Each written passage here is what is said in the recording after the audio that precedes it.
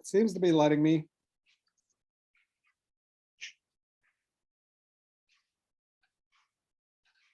But how would I know? Until we once we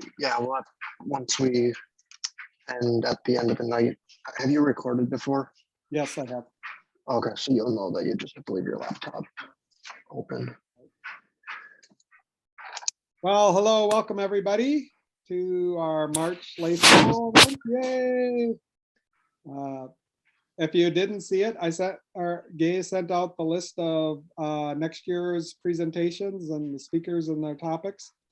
It's a little bit slightly tentative in terms of their topics. They'll get to refine those as time goes on, but I want you to encourage your friends and people you know in your congregation who might be interested in lay school, whether if there's somebody who used to come, to encourage them to come back for the continuing ed, and if not, it'd be great if everybody in lay school asked one person to think about it and fill up our first year class and keep it strong. We're hoping to, the idea is that next year we would have September and October in person and April and May, and then we would just eliminate all the potentially snowy times, so that we'll have some personal contact in the beginning to launch the year and the end, but that we'll jump back on Zoom just out of nostalgia, as we're hopefully missing the COVID experience next year. Our speaker for tonight comes from the Dominican Republic, from Santo Domingo. This is Fausto Liriano, and he's his work, his PhD was in Old Testament, particularly the wisdom literature, and that is his topic that I'll be addressing on. I've had the pleasure of working with him on numerous occasions. When I go to Guatemala, he's the official translator or the checker of translations that I get to work with. And so we've had a lot of time preparing for those events and then presenting them. And so Fausto, bienvenido, and we're really glad you're here. I'm going to switch to focus on you, speaker view, and then it's all yours. Gracias, gracias. Okay, let me see if you can see my presentation. Yep. You see it? Yes, sir. Thank you. If you can listen to me or there's something fussy about the presentation, let me know.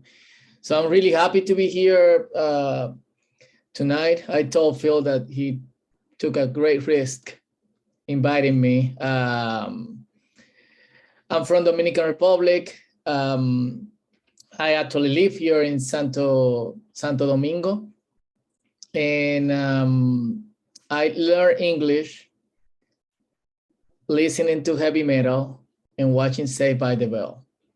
So I hope you can understand me, and that's for real. I learned English watching TV and listening to that kind of music. That it was a challenge because, you know, it's like,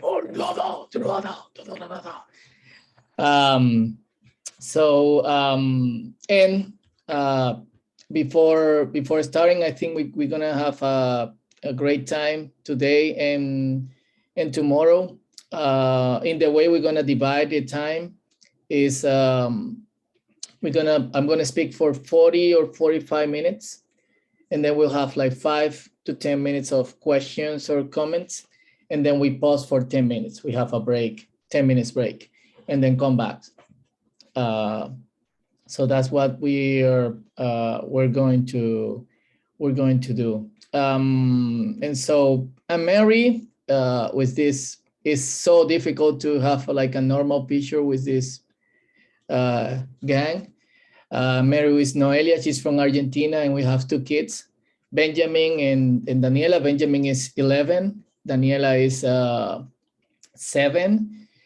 I work in Bible translation with Phil. You can see his head around here. In Guatemala, but I'm also involved in other projects in Suriname, Mexico, as I am transitioning from pastoring full-time to full-time in Bible translation. I also pastor a church here in Santo Domingo called El Círculo. It's a non-denominational church, mostly young people. And that we were a youth group, and then we transitioned, or we transformed into a church for young people, and then we planted as a church. It's called El Círculo. That means the circle. It's not a cult, I promise. Everybody's always confused about the name. And I really have enjoyed doing that for 23 years now. I've been a pastor for 23 years, transitioning now to full-time Bible translation from July. That's the only thing I'm going to do. So again, I'm really happy to be with you tonight. I hope to know a little bit about you, maybe between sessions and where you are. I know that I'm in the warmer spot of the world. We have two seasons in Dominican Republic. In Spanish, we call it verano e infierno. So we have summer and hell. This is winter, but it's actually summer for most of you. So we're gonna talk about wisdom books. And that's a topic that I've been exploring for years, especially being a pastor, because it's not something that you see that people preach a lot. Let's talk about Job. Maybe 1 or 2 chapters, but people don't get deep into the poetry part of the book. Or Ecclesiastes, I don't know how to say that in English, so I'm gonna call it Kohelet. It's not because I like Hebrew, it's because of that. And most people preach about chapter 3 or chapter 11, chapter 12, and they don't grasp the full scope of the book. Proverbs, people treat it as like a fortune cookies book. So it's like, read the cookie, read the proverb, preach about it. So I hope that after our conversation these 2 days, you can start exploring more. I know that maybe some of you has been exploring the wisdom books for a long time and have been preaching about it, but you can explore a little deeper, and you can share with your congregation in a more broad way. So tonight, I'm gonna focus more in theory, and we're gonna give a brief intro to the wisdom books. We're gonna talk about what is wisdom, and we have to understand that in the biblical worldview, especially in the Old Testament, the Old Testament worldview is totally different from the way we see the world and the way we see everything. So when we talk about wisdom, it has to be redefined for us, because it's a different definition that they from what they had in the Old Testament. And after that, we're going to talk about poetry. Most of these books' content is actually poetry, even though Kohelet and Job have some prose. We're gonna see why, what ways these books are misused, and then we're gonna talk about characteristics of poetry or features of poetry. We're gonna talk about literary gender, and then we're gonna go into some anthropological terms, because it's really important for us to understand what is the time conception, life conception, dead conception in the Hebrew Bible, and what is the connection of time, life, dead with the wisdom books.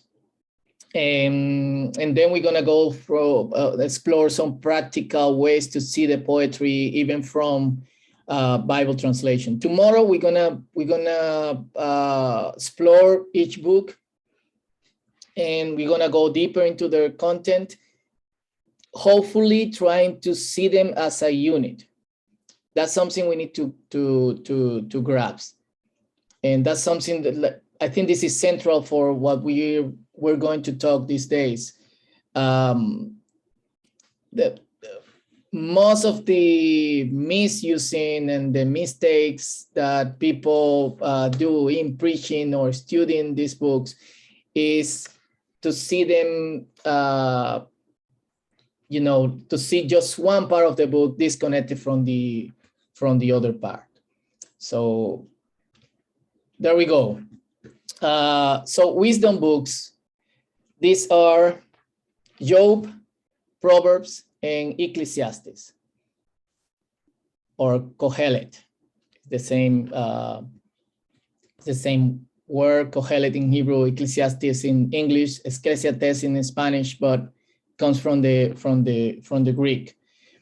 And the first question, and something really amazing about these books is they are totally different from each other, and they are totally different from all the other books in the Bible.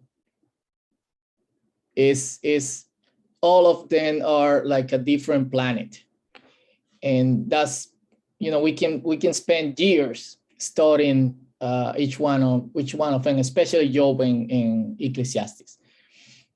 And the first question we need to make is, what is wisdom? And what is wisdom in the biblical worldview? The word that is translated from the Hebrew as wisdom is chokhmah.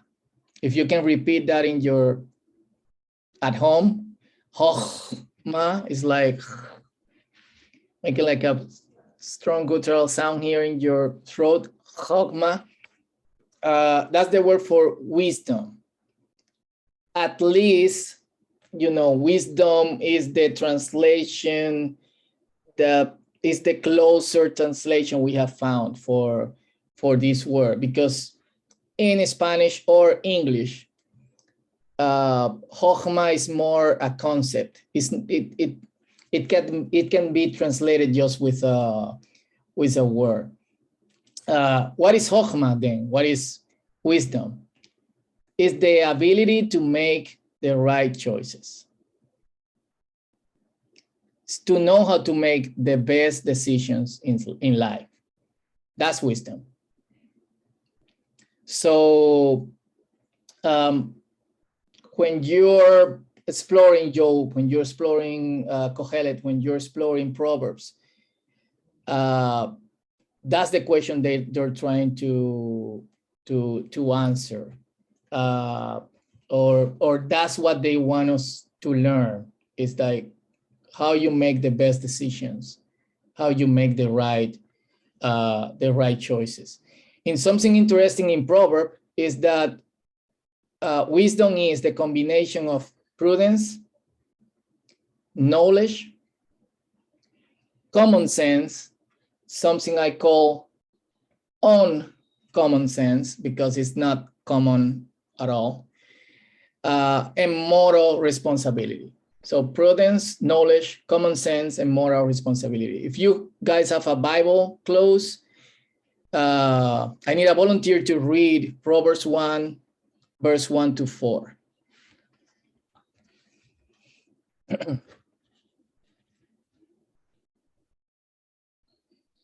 You can read that for us.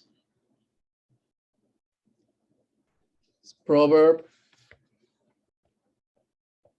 1, 1 to 4.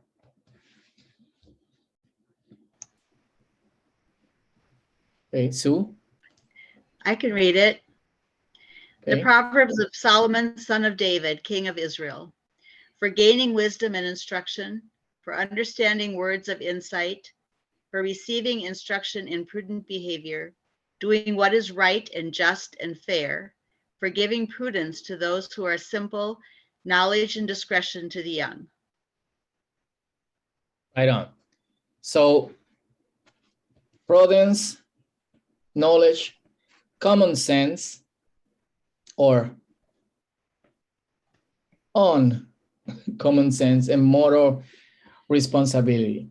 That's what makes wisdom. And something that we're going to explore Proverbs tomorrow in a broader way, but something that Proverbs try to define, or in the way that Proverbs try to define wisdom, is the combination of all of those all the time.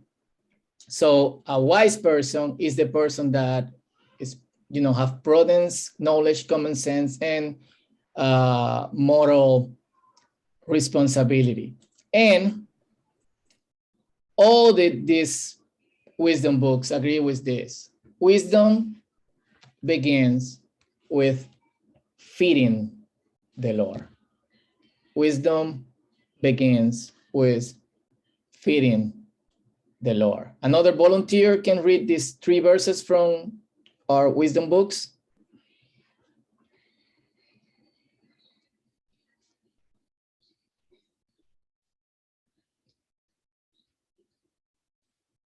Anybody?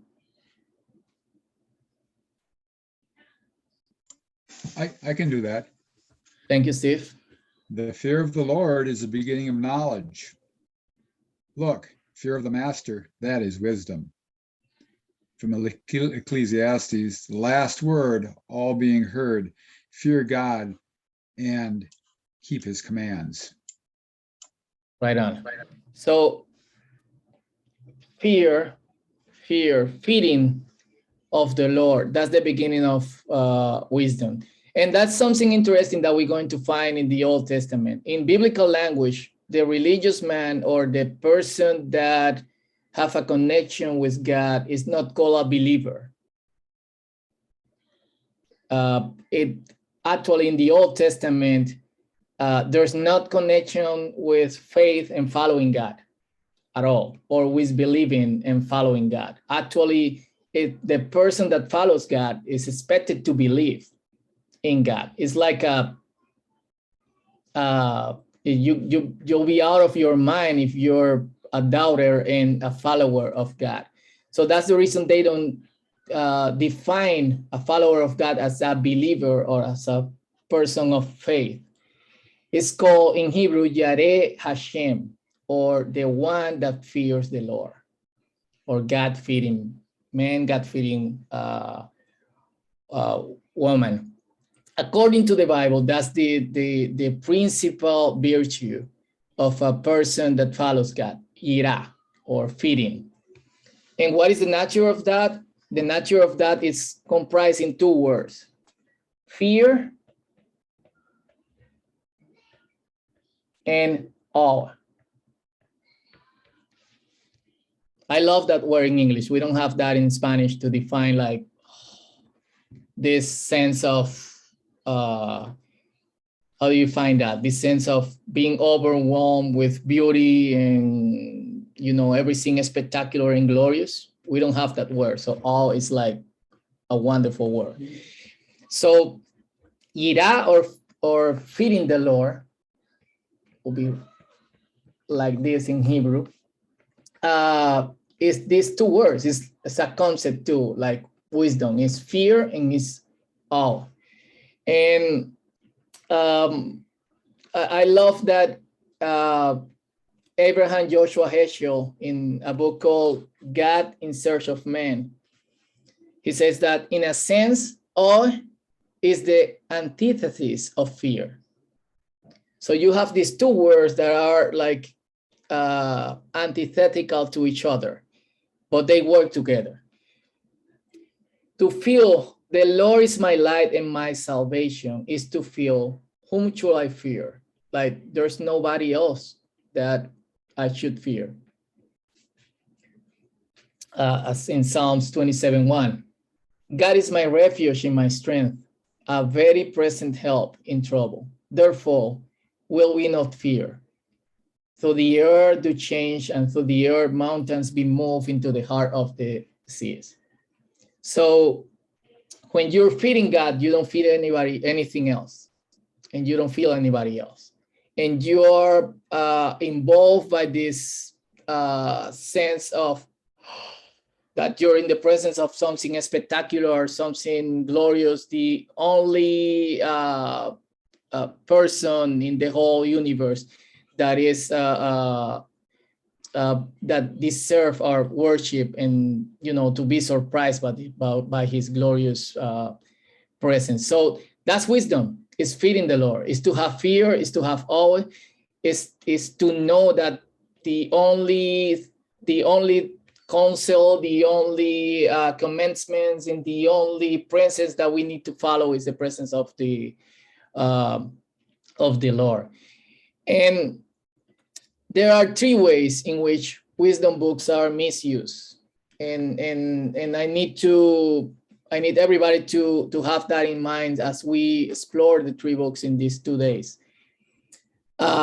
People always read these books only in part. Let's take, for example, Kohelet or Ecclesiastes. Most of the sermon you're going to hear, or most of the Bible stories, or most of the books you're going to read about this wonderful book, it will talk about the multipolar opinion or the constant change of mind of the the main character of the book. So every time I listen to a sermon about Kohelet, it's about his contradictions. But is the character contradicting himself? If you read the books in parts or in chunks, as I call it, yes. But if you read the whole book, no. Because he's talking about his times. He's progressing about through different times in his life. And obviously he's changing. Like if we start talking about all the different periods of our life, were we the same person? Were you the same person 20 years ago? You have the same mind, the same way of thinking, or you change? If you're going to talk about your life before God and before the war and talking about politics or whatever, politics is really complicated in the United States, so I don't want to get there.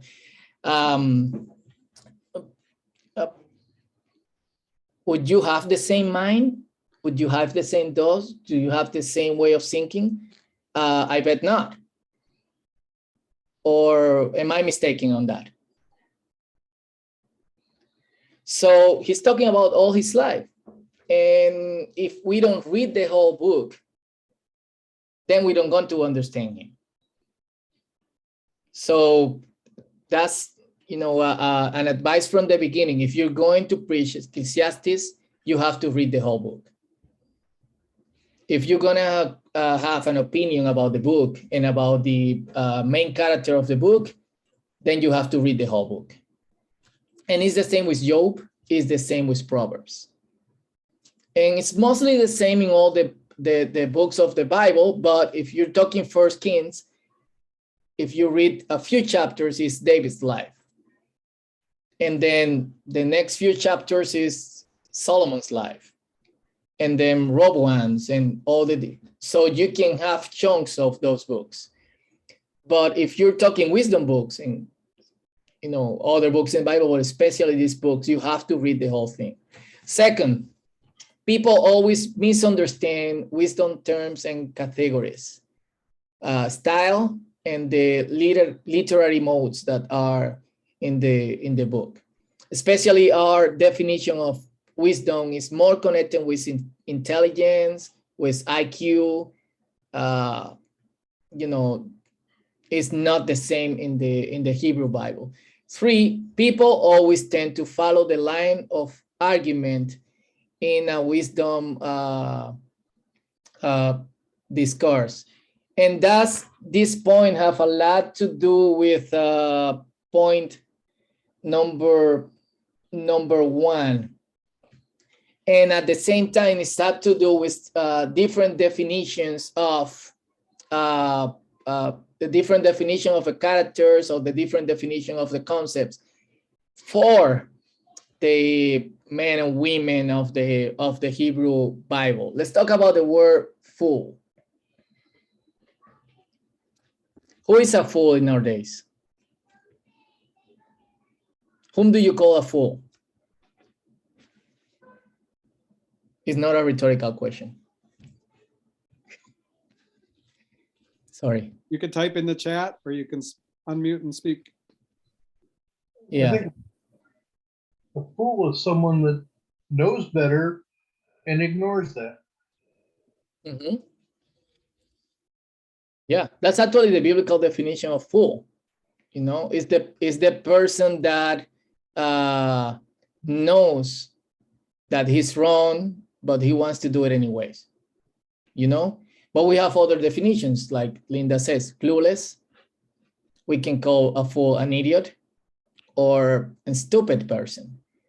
It's nothing like that in the Hebrew Bible. So when we go to there's different problems in translation. We're going to talk translation a little bit tonight, and we're going to talk translation a little bit tomorrow. There's a lot of problem in translation that sadly, you know, those do not allow us to see some of the deepness or to understand better these books. So far, wisdom is chokhmah. What is chokhmah? It's the ability to make right choices, to know how to make the best decisions. It's the combination of prudence, knowledge, common sense, moral responsibility, and the beginning of wisdom is feeding the Lord. That's something all the wisdom books agree. And what is fearing the Lord? What is fear? Is fear plus awe. Okay? And we have to understand that the person, what we call the believer or the faithful or the person that follows the Lord in the Bible was called Yareh Hashem or Yareh Adonai. That's the person that fears the Lord. I don't have to put an accent because I'm with English speakers. So Hashem is the name. Any question or comments so far?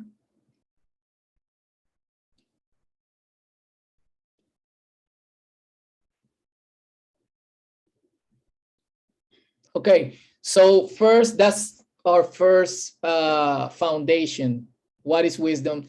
And then, because most of the content of the books is poetry, we need to define what is poetry and what are the parameters of the biblical poetry. I'm not a poet, and I get really interested into poetry because of the wisdom books, especially because of translation issues. There's some stuff in translation like poetry is impossible to translate. I think that's a lie. Probably you cannot, or it will be difficult to translate the rhythm and the sound or the sound from a language to another language, but you can make poetry out of poetry in other language. And that's a big difference that we have from people that live 500, 600, or 700 years ago. That if you explore translation in English from the 14th century or in Spanish from the 14th or the 15th or the 16th century, there were a lot of people trying to translate the poetry of the Bible as poetry. I will bring some of examples later on. So we need to define poetry because Job is 94% poetry. Proverbs is probably 98% poetry, and the other 2% is poetry, but maybe more inclined to prose. And then Kohelet is probably 30 to 35% poetry. So the way wisdom was transmitted, the way wisdom was passed, was through poetry most of the time in ancient time. Why? Because today we have the, I would say, the benefit of reading. So we can read, we can buy a book, we have several Bibles in our home, we have Bibles in the cell phone, we have the Bible in the iPad. You can type in a web page and there's the Bible and you can read it. At the time, not everybody was able to read. Even though we don't know a lot about literacy in the ancient world, and probably most people that we think could read at the time, but until now, everybody's in agreement that maybe 10% of the people could read. So when you are writing a book, the most important thing that you need to have in mind is how can people memorize this book? How will people can learn this from heart and then tell it to other people? So you will find that, especially in the Old Testament and books like Mark in the, and Phil is an expert on Mark, so I bet I'm not, stepping in something that I don't really know a lot, but you can perceive some orality in books like Mark in the New Testament. So there is this interest that the people could not just read, but the one that could read could teach to other people what he's reading. So people can memorize it and then pass that knowledge to other people. It was, having a book was really expensive too. Like, for example, just having the Torah, the first 5 books of the Bible, you'll need maybe 100 cows to do the whole Torah in parchments. And I don't know how much is a cow, but I bet, 100 cows is really expensive. To do the Old Testament, you need around 400 cows. That's a lot.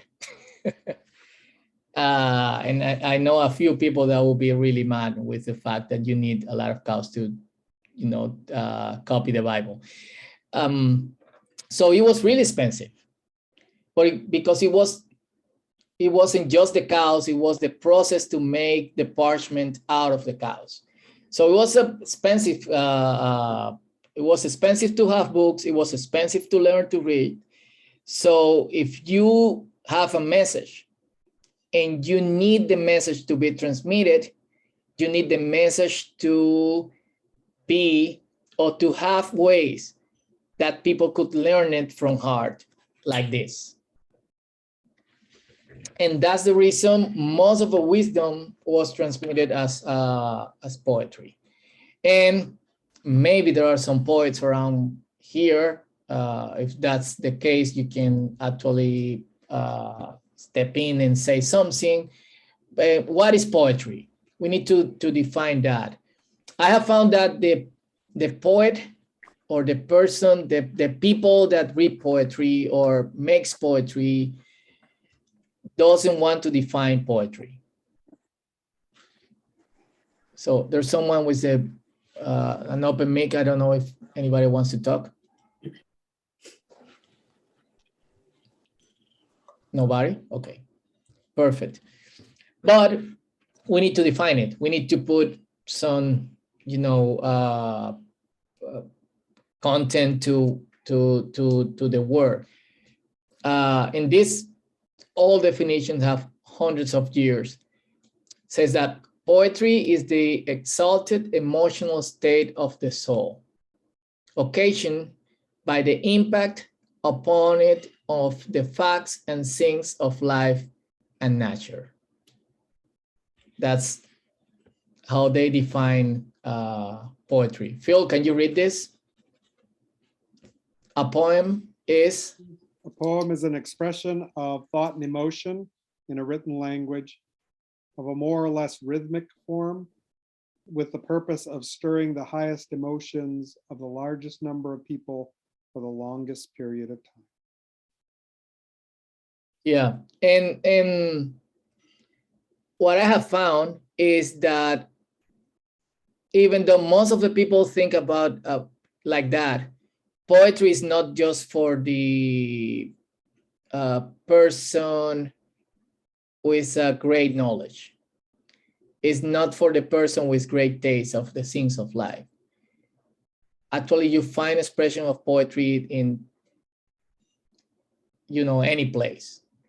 For example, here in Dominican Republic, and you know that we are what is called a third world country, or a country in development process.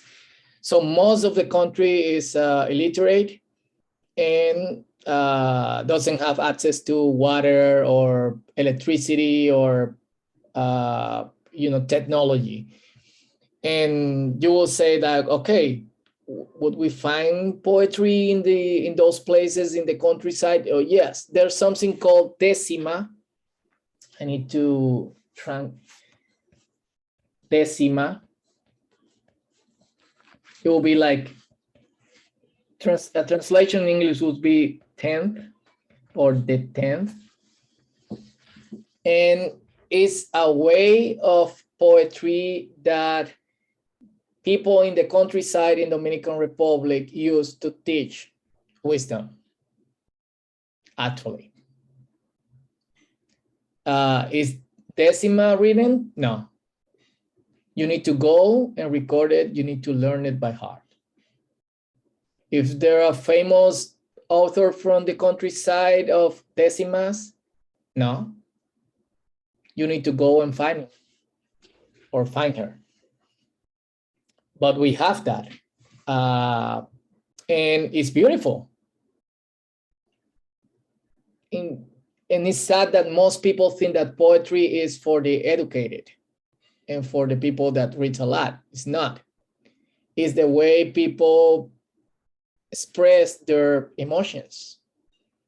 It's actually the way people express knowledge in places where there's not, technology or education or access to internet or anything. And why is that? Because in the human, in us, there's something that need to be expressed outside. Like when you feel something like really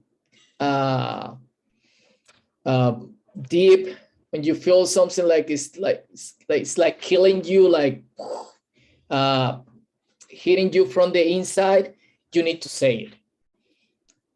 And most of the time you say it in poetry, even when you don't know how to do it. So I think it's we need to say this: until something does not stir a high emotion in our inner self, it's not poetry. It's not.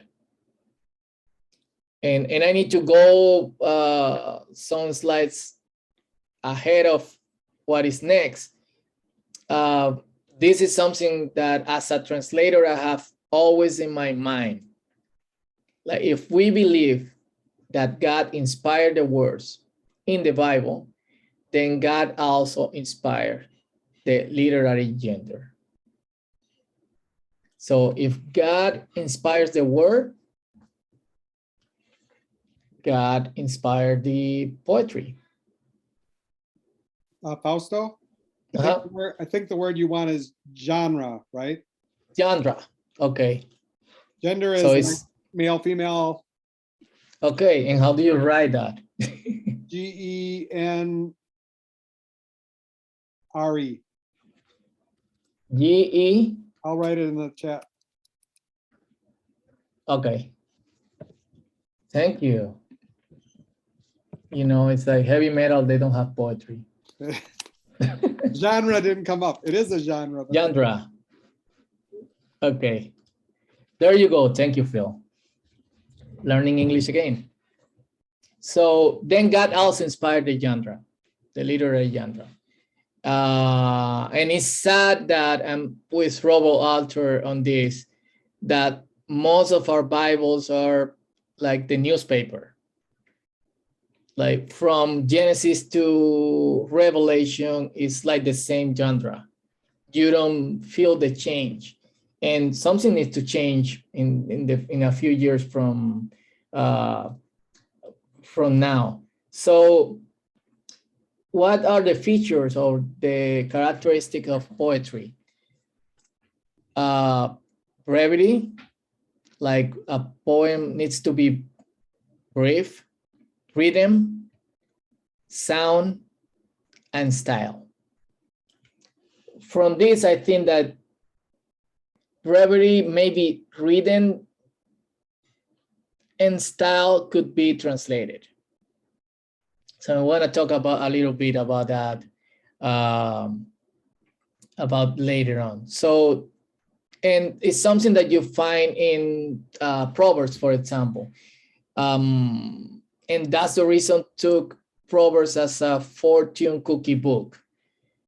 There's these small pieces of wisdom, sometimes connected through the same topic, other times they're just unrelated to each other. Really brief, but with the capacity to make an explosion in our mind. And that's something that Job, Kohelet, the author of those books know to do in a great way. Let's take the next paragraph, for example. It's from a newspaper, a Latin American newspaper in English, and it talks about the indigenous people in Latin America. I need a volunteer to read it in English, please. The indigenous population is one of the most socially vulnerable groups in the world. The impact of crisis highlights the degree of vulnerability of certain populations. In addition to having poor living conditions, they are more sensitive to the impacts of crisis. In most respects, the situation of indigenous peoples in particular is much worse than that of other non-indigenous people who share similar characteristics, such as level of education, age, place of rural or urban residence, type of work, and household. Thank you, Kim. Mm-hmm. Without showing disrespect to the author of this article, we know that. So when you read that, it's like, oh yeah, I read that before. What about saying the same in poetry? I found this poem by Galeano, which is an Uruguayan poet. It calls the nobodies, talking about the indigenous people. And he says the nobodies who are not, but could be, who don't speak languages, but dialects, who don't have religions, but superstitions, who don't create art, but handicraft, who don't have culture, but folklore, who are not human beings, but human resources, who do not have faces, but arms, who do not have names, but numbers. If you compare the two writings, what is more emotional for you? What is more like oof? The nobody's, right?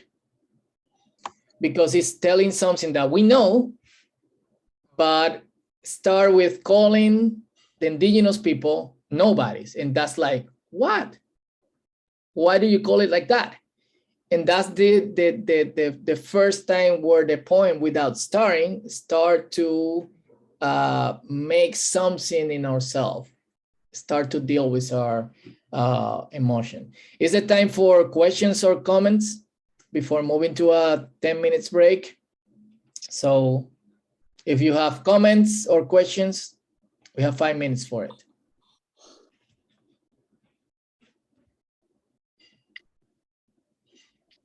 I've always found that poems leave a lot of open room for interpretation. Mhm. And it could be right and wrong. Yes. And what do you think about that?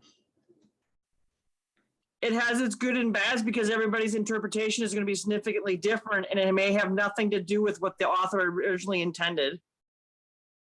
Yes. Is that dangerous with poetry in the Bible? Yep. Okay. So a good question is like, why God? Why poetry? We're gonna talk about that. But you're right, Monica. And you know, I think we're gonna talk about that at the very end of tonight, if we could get there. But that's the reason most poetry is not translated into the Bible, because of the ambiguity. How you say that in English? You understood me.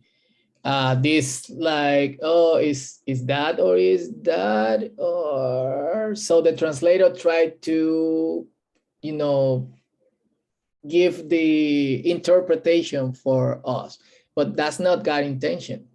So, but we're gonna talk about that later. Jody says in the chat, nobodies are hard for people oppressed to not feel like nobodies. Even though they know it is wrong, they are somebody. Or it's heavy. Yeah, that's the reason the poem from the beginning like shock you. Other comments or questions?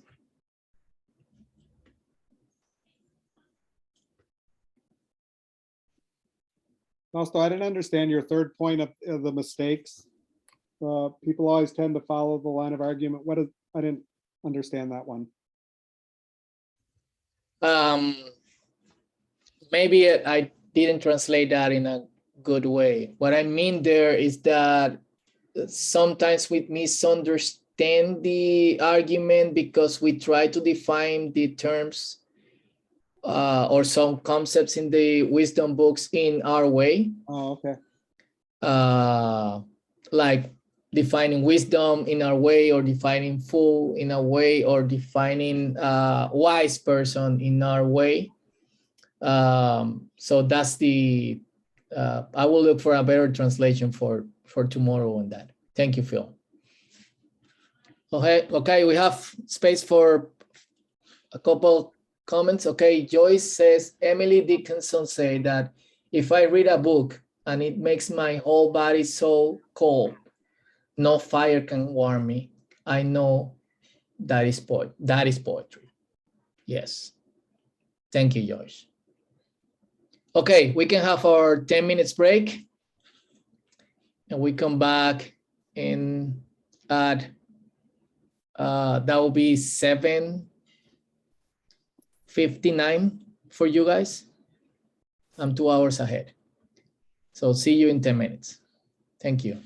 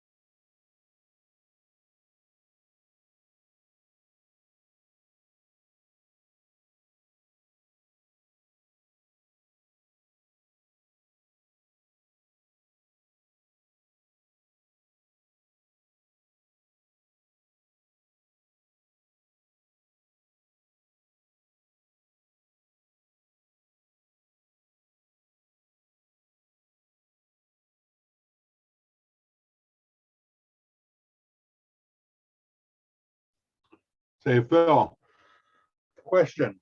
Yep. When you start thinking about the wisdom scriptures, you don't ever see a lot in the lectionary, do you? Not too much at all. You probably get a little bit of Ecclesiastes, Yeah, and you probably get, well, I know you get Proverbs 8. That's a good question. We could look at the scripture index on Working Preacher, and it would tell you what was covered.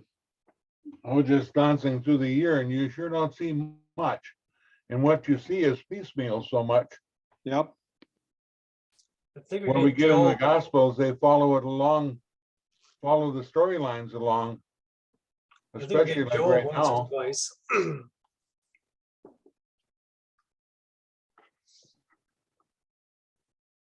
Yeah, there's so let me see if I can.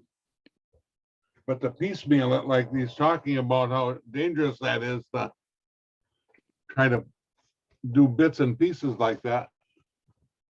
And that's the most we ever hear. Yep, there's in, oh shoot. Can't do certain things with Zoom when I'm recording. There are 1, 2, 3, 4, 5, 6, 7 times Proverbs comes up in the whole lectionary. It's not big, not a very big percentage. And some of those are like we wouldn't use, like Easter Vigil. Oh, and And how in the many Lutheran one, verses there's only each 4. time? How many verses each time? Here, I'll show you on my screen share. Okay, let me stop sharing.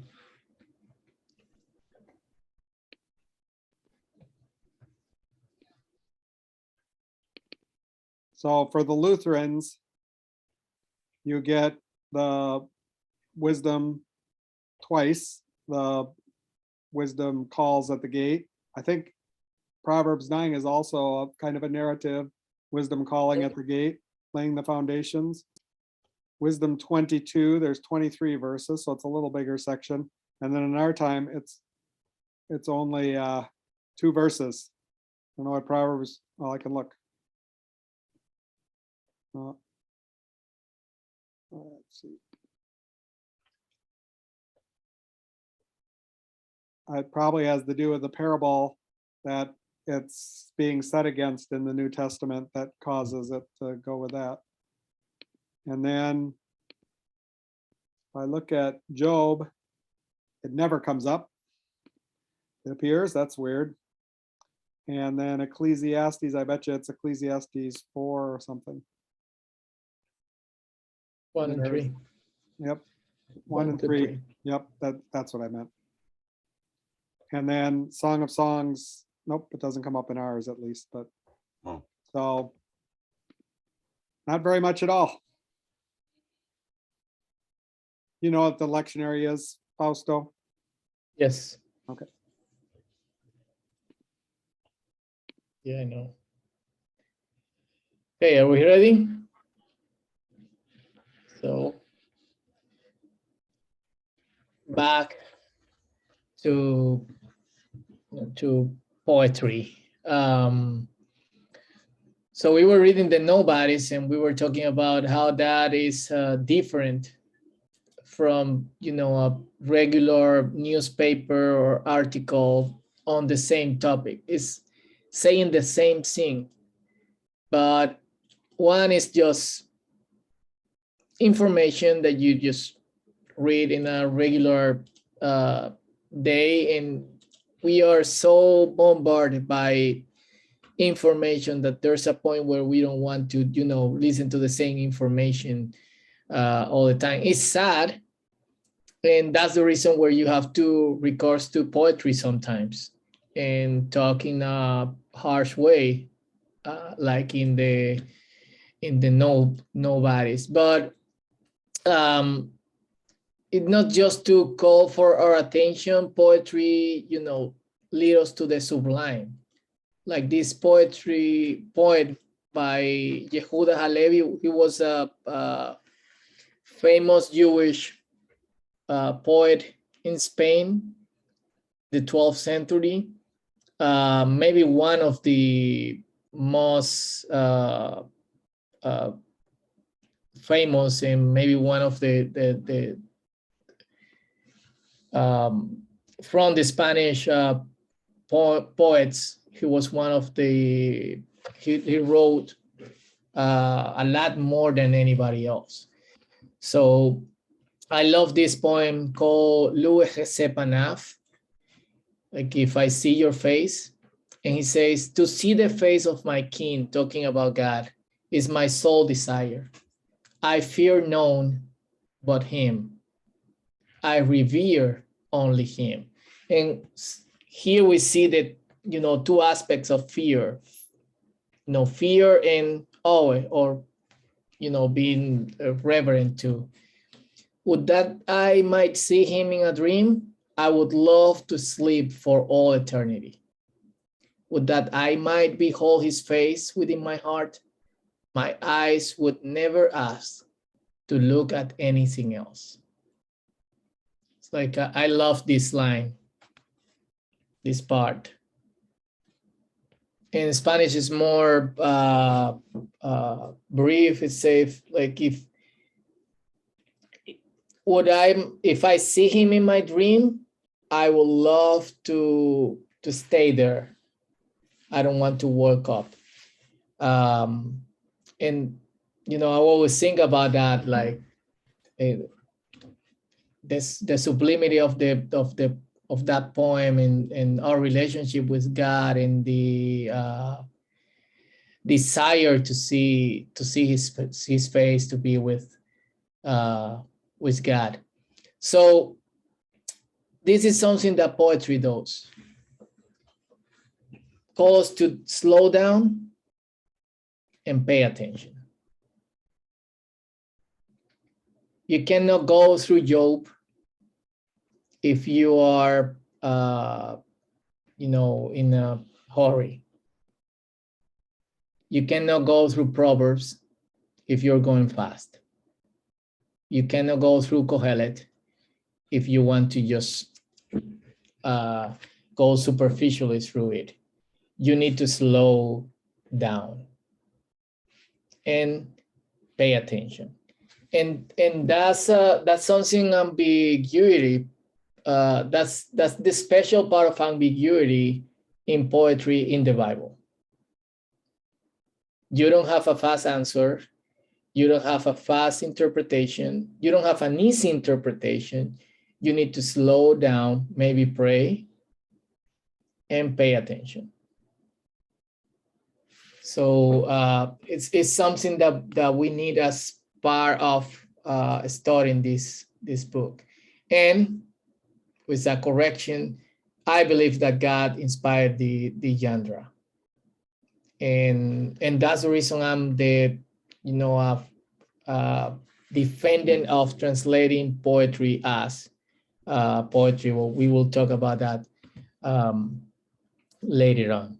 So that's poetry. Is what calls for more attention, calls to slow down. And in the wisdom books, poetry combines itself with the way they see the word, the way they saw the word in that time. And we need to understand, talking about the biblical text, that the information that codified, it was proper to the social and cultural systems of the time. Okay, there's a cultural distance between us today and the people 3,000 years ago, and we need to understand that. So to understand biblical poetry, that's something we need to have in mind. To understand biblical wisdom is something we have in mind. We need to have in mind. And at the same time, this wisdom wasn't isolated from from the people around them. Actually, in the wisdom books, we found, and that's probably one of the fantastic stuff in the Bible.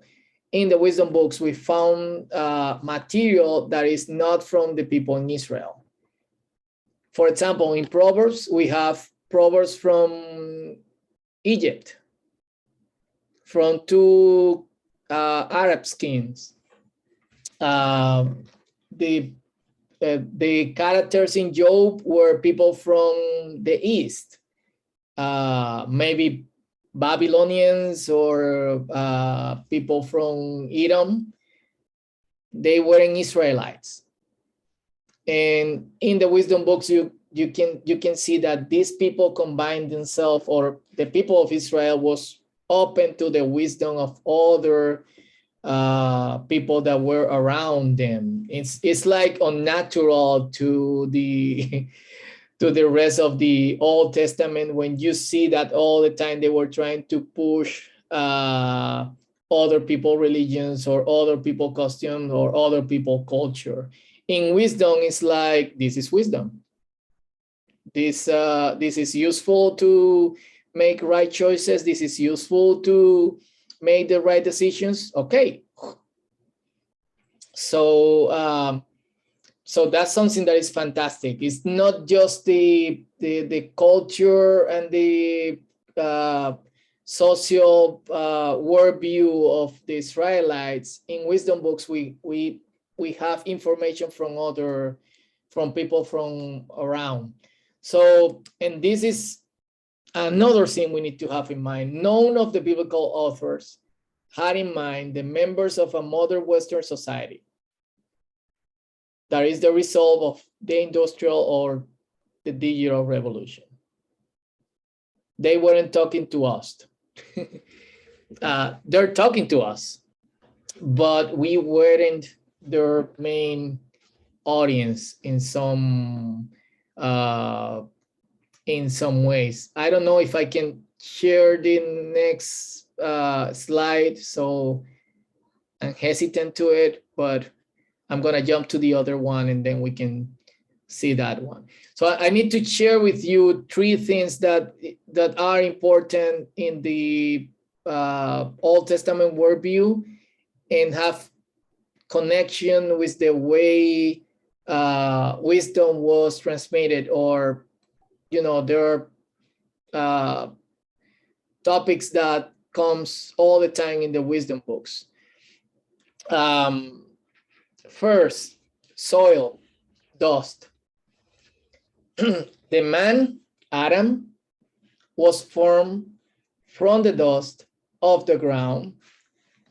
That is called Adamah, Adam, which gives us a clue of the color of his skin. Adam. Adam is red. Okay, and this is like always fascinating for me. Like, man came from the ground, Adamah. He's Adam, that will be human being at the same time. And inside the human being, there's the dam, that is blood.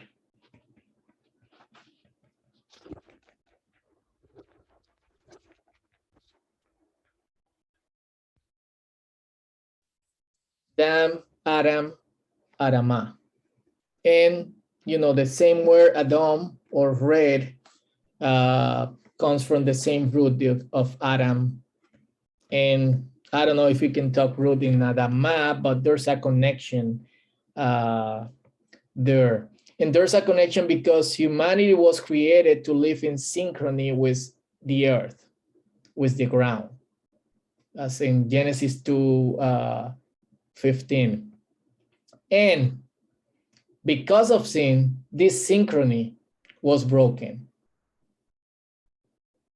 This relationship of the human being and the earth and the ground was broken, and man must return to the ground from which he was created.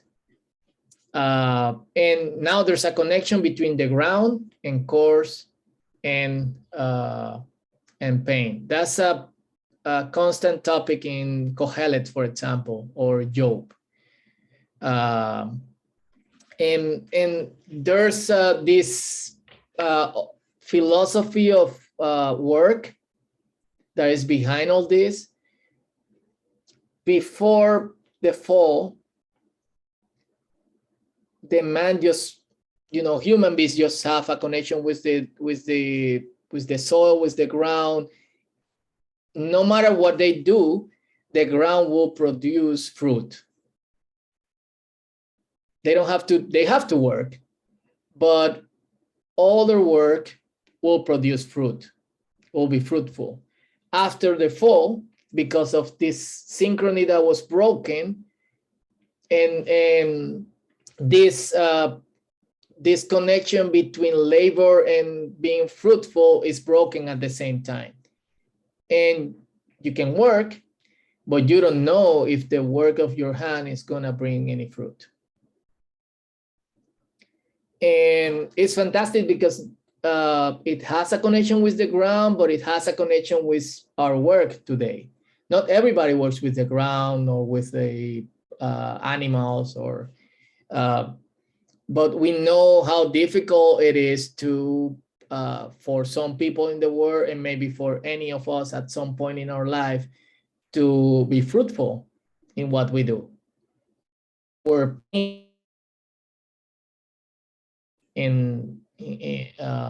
doing that, and that's a connection. That's the reason Kohelet says that, wow, that's exhausting.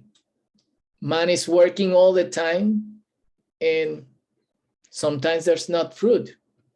Sometimes there's not, he doesn't take anything from his job but sadness. And it's the reality of the human being. It's the reality of a great part of the world today, where people work and work and work, and they're still oppressed.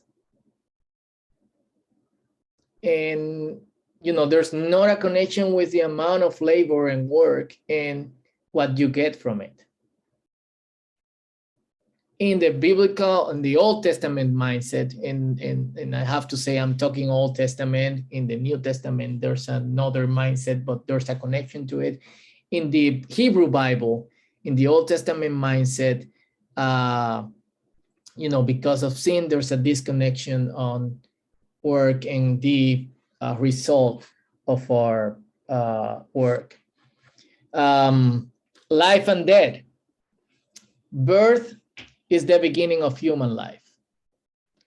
And for the Hebrew mind, life must be respected, and therefore substitutes are required.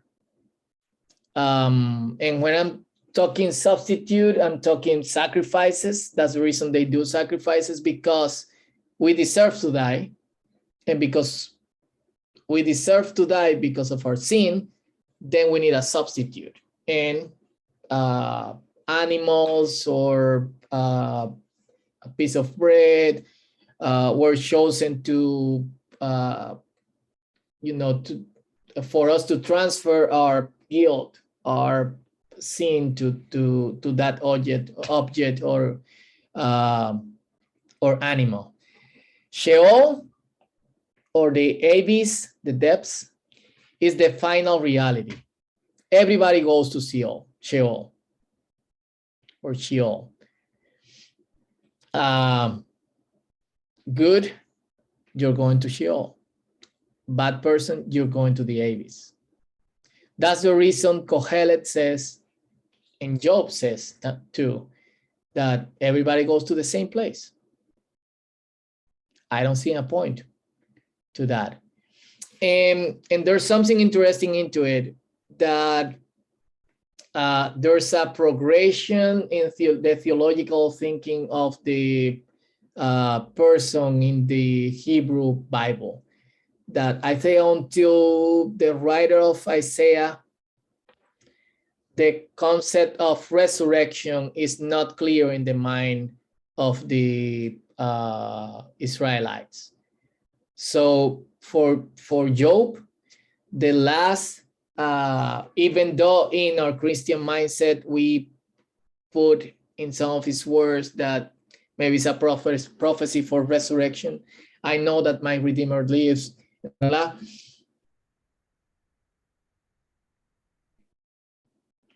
That was the final, the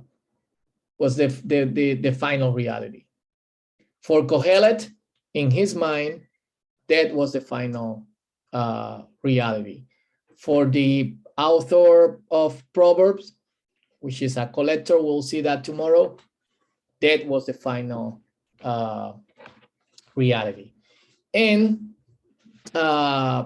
they were forbidden to come into contact with or approach dead bodies. So and the reason behind that, and I don't want to go into depth on that direction. The reason is because of all the pagan mindset on death and the reality of death that the peoples that surround them have.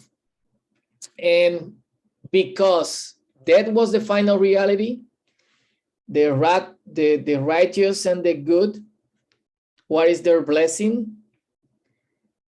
To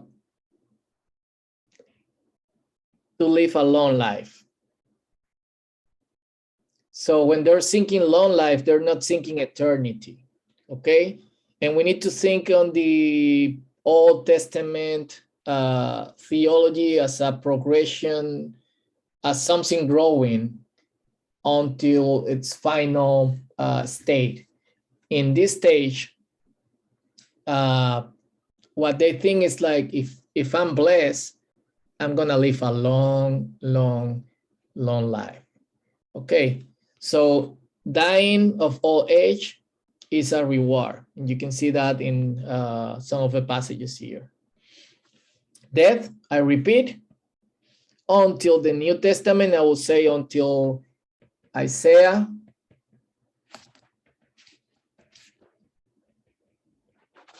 maybe Ezekiel,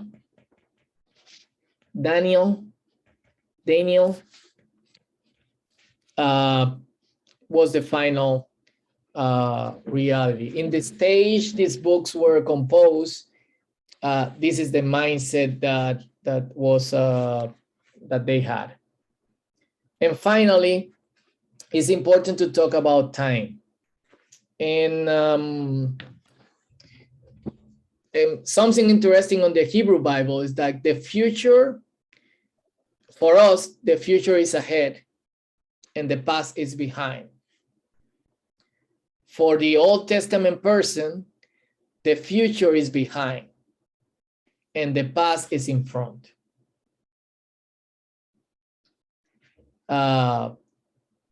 Why? Because you're able to see your past. It's in front of you, but you're not able to see your future. So their conception of time is my past is always in front of me and I don't see my future. Okay, you have to remember that when you do an interpretation of the wisdom books. And even the words for talking about the past, of talking about the future actually is my behind.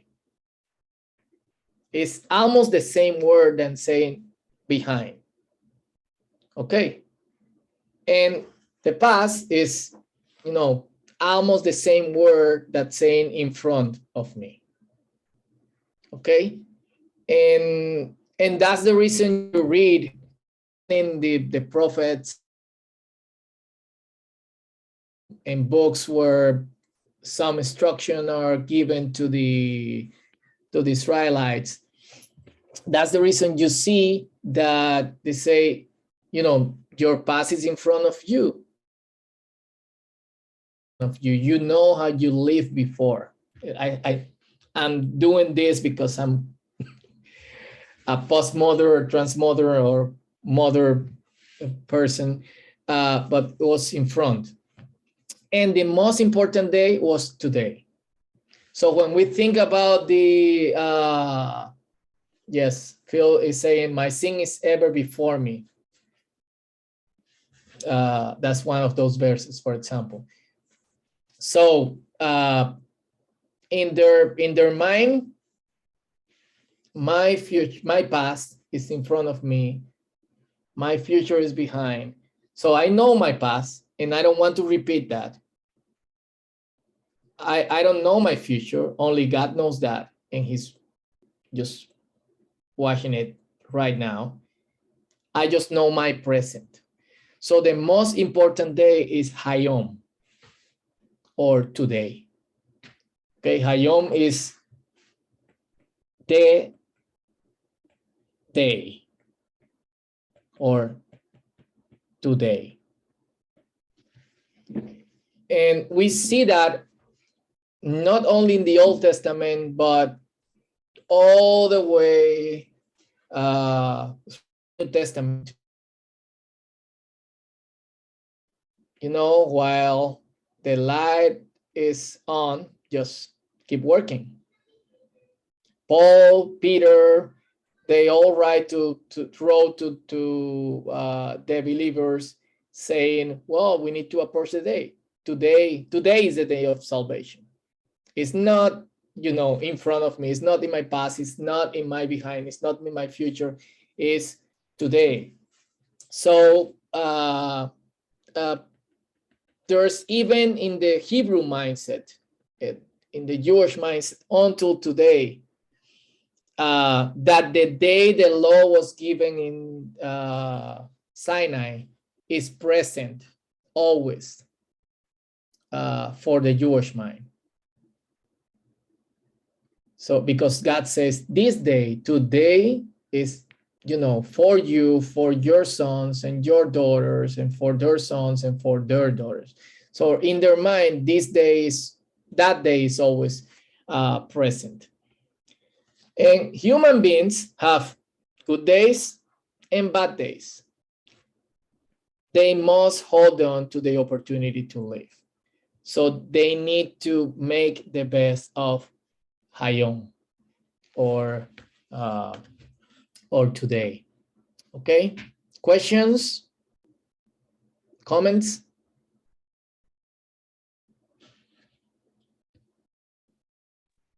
Yes. Phil says today is the only day we can make right choices. Can't be in the future yet, cannot change the past. Right on.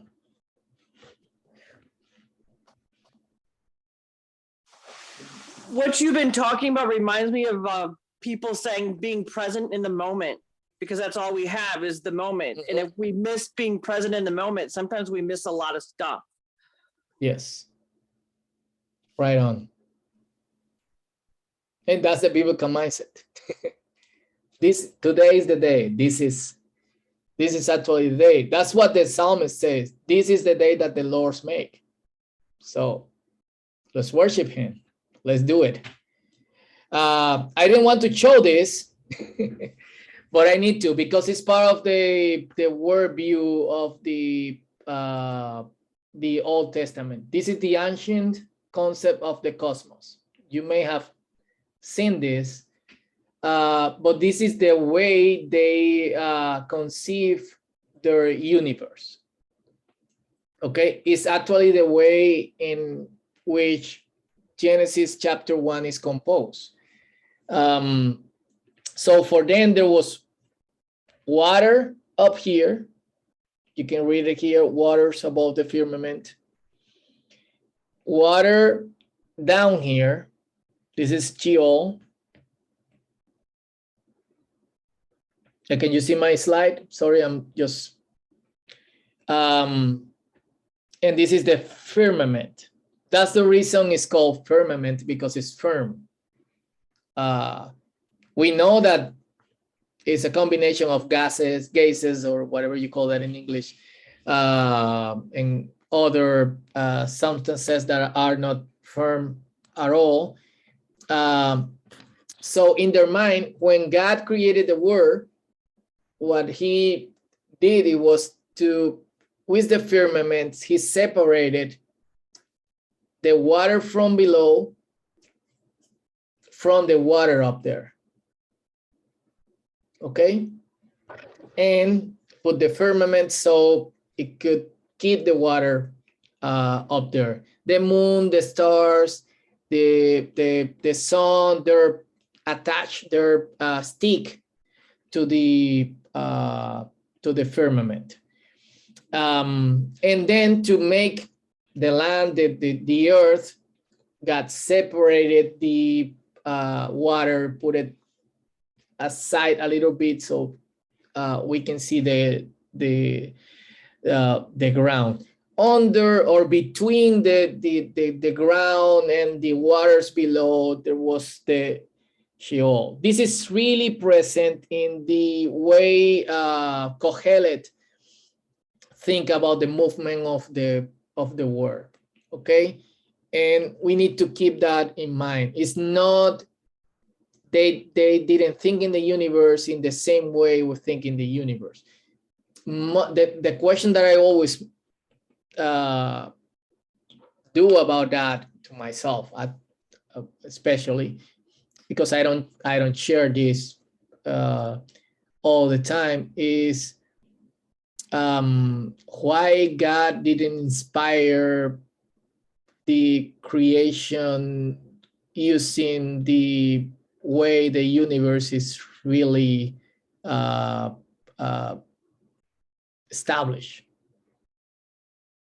And part of the thing I think is that he didn't want to impose some knowledge that they couldn't manage at some point. So that's the reason progression is important, not just in the way they think about God, but at the same time in the way they think about their universe. And you have wrong conception of theology, even in the Old Testament, that people talk about the time, but that are not real. For example, talking about not violating the way people think. For example, if you read, you all have read the Old Testament probably for a long time, you have noticed that people, when they have an encounter with God, what do they say? You can use the chat if you don't want to use the mic.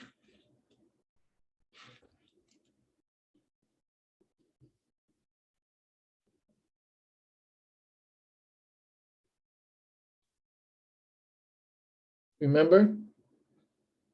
No, you to me, I'm dead because I saw God face to face. How many people of those that saw God face to face died? How many? Nobody. So in Deuteronomy chapter 4, God says, today you learn that you can see God and live. So there was this wrong conception of, oh wow, if people see God, they're going to die, and that was false. Okay, but they attached themselves to that belief at some point. Is actually in the Bible, but it never happened. None of the people that saw God died, at least on the spot. So these are important concepts. Soil, dust, or the earth, the ground, life and death, and time. Okay. So talking about that, I want to then go straight to explore for tonight 3 different passages in the wisdom books. One in Job, one in Proverbs, one in Kohelet or Ecclesiastes. we're going to explore Job chapter 3, Proverbs chapter 2 and 3, and then Kohelet 3, 1 through 8. And these are part of the famous passages in these books. But before that, we need to know what was the way the biblical poetry was composed. Okay, what was the most important part, at least that we have discovered on biblical poetry. So the main, and I think that's translatable, thanks God, the main feature or characteristic of biblical poetry is parallelism. Is, you know, the first line in parallel with the second line having different type of relationships. That relationship could be semantic, or relation could be semantic. I'm going to explain what that means. Syntactic, prosodic, morphologic, of intensification or opposition. Okay? And what does that mean? In plain English, semantic would be same idea, different words. Same ideas, different words. And you know, if you're interested on using the wisdom books for preaching, this is really important. Okay, so you need to pay attention to this. Syntactic is word order of the half lines exactly mirroring the other. Like we have word order in a specific way, and then there's a correlation between the type of words, maybe prepositions and verbs and nouns in parallels. Okay. Prosodic is the repetition of the same rhythm and sound. And then we have repetition of elements of the same family. Then we have two different ideas that will be opposition. And we have intensification. Is that using a strongest word for a concept or, you know, or for something, and then using a simple one in the first line, then going to stronger in the second line. So same idea, different words, word order mirroring each other in the same line, and it's parallel because almost every verse in biblical poetry, or almost every verse in biblical poetry have two lines. So we have Job chapter 4, verse 1, line 1, line 2. Verse 2, line 1, line 2. We have Proverbs, line 1, line 2, etc. So in the first line, you have one idea, but using one word. For example, here you have, listen to my words. And then in the second line, please pay attention to my commandments. Okay, word order, and we're gonna see that mirroring to each other. Repetition of the same rhythm, that's difficult to see in English, so we're gonna see some Hebrew examples. Repetition of elements of the same family, like verb roots and stuff like that, difficult to see in English in translation, so we're gonna see some examples in Hebrew. Two different ideas, that's translatable, so we're gonna see some examples in English. And then intensification. The idea of the first line is intensified by a word that's playing the concept in the strongest way in the in the second line. I don't want to go deeper into rhythm because it's invisible in translation. So I don't want to complicate your life like that. But in sound, some stuff are translatable, some other stuff are not translatable. So we have alliteration, like it's the repetition of the same sound, maybe at the beginning of each line, or at the beginning of each verse, or this at the beginning of each word in that line. Repetition of the same verbal root, pun or wordplay, repetition chains, and simple rhyme. This wordplay and sometimes the alliteration is difficult to see in translation, but some translators were really hard to bring that into our languages. For example, in Spanish, and sorry that I have to give an example in Spanish. In our church, we did something called La Biblia Completa, or the whole Bible. For a year, different people from our church read 3 chapters of the Bible, and then another person gave a comment of those 3 chapters, and we made a podcast out of it. So everybody is all the year interacting with the whole Bible, or La Biblia Completa. So there's this girl, she's not Dominican, Spanish is not her first language, is her second language, and he doesn't speak really well. She was reading from Isaiah, and when I was listening to her reading from Isaiah, I listened that, and all the time you come with your ta ta ta, pe pe pe, to to to, pu pu pu. And so what? I don't think the Bible says that. Let me look for that. And yes, from the version we were reading in the Bible, she was reading from Isaiah chapter. Sorry that this is in Spanish.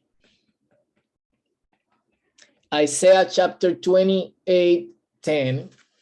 In Hebrew, it have these sounds: ki, saf, latzaf, sat, latzaf, kaf, la kaf, la kaf.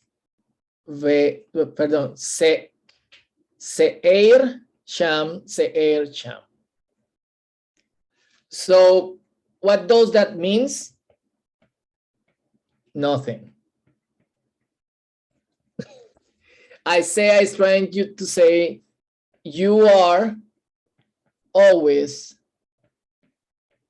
talking nonsense. So in our Bible translation, we're going to find that. You know, like Phil says, you're always blah, blah, blah, blah, blah, blah. So the translator of one of our Spanish version, which is the Reina Valera Contemporánea, it's like the King James, contemporary King James will be. He translated the verse as, so you come with your ta ta ta, blah blah blah, pe pe pe, to to to. That was the translation, and it was fantastic for me. You know, I haven't noticed that even in Hebrew. And when I read from other version of the Bible, the version that I usually read, what does that say? You're talking nonsense all the time. So it's possible to get this into English or Spanish? Yes. But the translator need to, in some ways, have the will to do it. I haven't explored that in English. This is like an isolated case that I experienced in Spanish. So it will be interesting to find the same kind of translation in English. Maybe that's homework for you guys. So that's in some ways alliteration or pun and wordplay. And these are the characteristics of the of biblical poetry. We need to pay special attention to this because in translation it's really difficult, and I have to, admit that it's really difficult to translate from a language to the other language, sound and rhythm. It's possible, but it's difficult. And most of the time, and Phil knows that, you have a deadline to get the translation to it. Something that happened to me when I'm working with a wisdom book and in an indigenous translation in Latin America is that I asked, do you know your poetry? Like there is poetry in your language?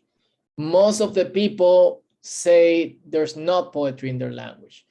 Why? Because poetry is always connected with witchcraft or paganism. But something that I do is like, okay, before we translated Psalms, or before we translated Proverbs, or before we translated Job or Kohelet, you need to research into your poetry, because we need to do the best to at least get part of the sound. People need to know. People need to not just to have this word to word translation, but they need to grasp the sound. So besides that, the parallels in poetry is something that you're always going to see in translation. If I tell you right now, go to Proverbs or go to Job and pick a chapter in one verse, all of you are going to find some parallels or parallelism. Is it's actually central to this book, and we're gonna see some maybe wordplay or pun, alliteration in our translation, maybe simple rhyme, but it's difficult to see the repetition change or the repetition of the same verbal root because of the distance that between Hebrew and English, or Hebrew in Spanish, which is my mother tongue. So saying that, let's explore some of this feature in Job chapter 3, Proverbs and Kohelet. Let's start with Job chapter 3. And I want to read that from this translation, which is Robert Alter. And I wanted to read from it because Alter, even though I don't agree with some of his ways of translating the Bible, he paid attention to the words. And he's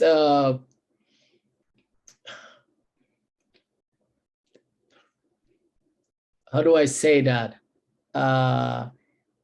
He won in some ways that we can grasp at least the richness of the poetry in combination of the richness of our language, or your language, which is English in this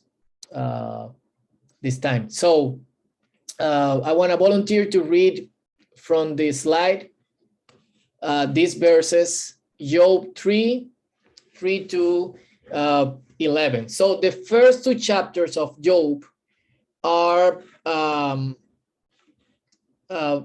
narrative. And Job chapter 3 from verse 3 is where poetry starts in the in the book. Some interesting feature about Job, and with that we go to the break, is, and sometimes we cannot sadly see in translation, is how the author pay close attention to the way he chooses the words. For example, and you cannot see that in most of the English translation and in most of the Spanish translation. In chapter 1, verses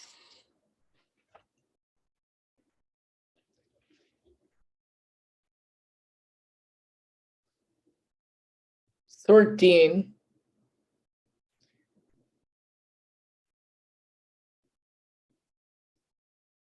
through verse 21 is where Job start to receive news from the calamities he's receiving. And there's a word which is key to all these news, is the word fell or fall.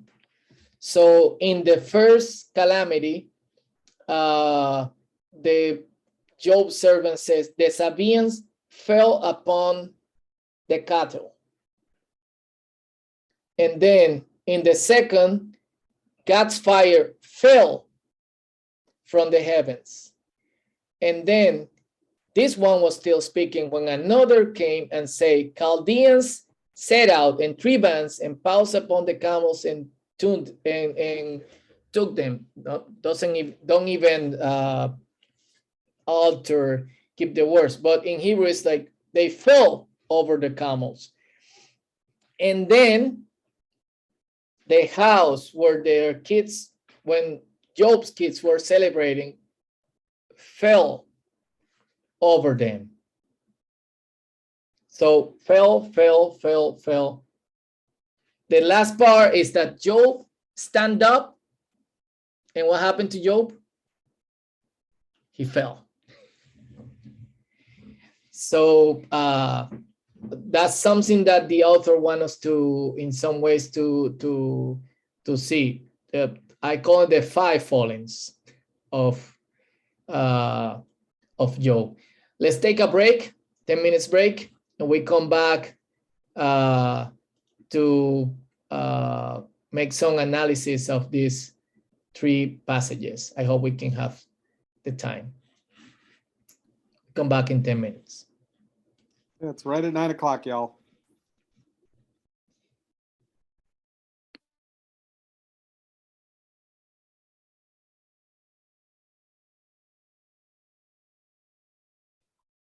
What was that, Phil? Y'all? Your Texas is showing? That could be.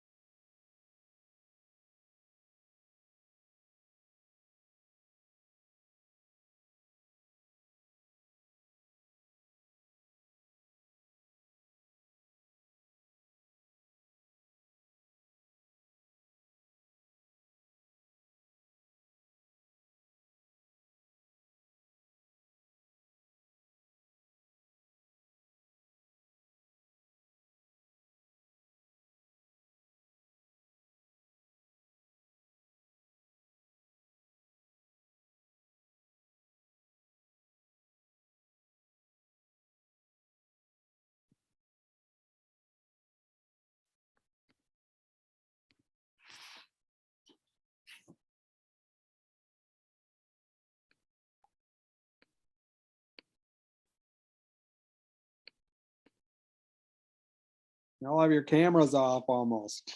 Third of you do.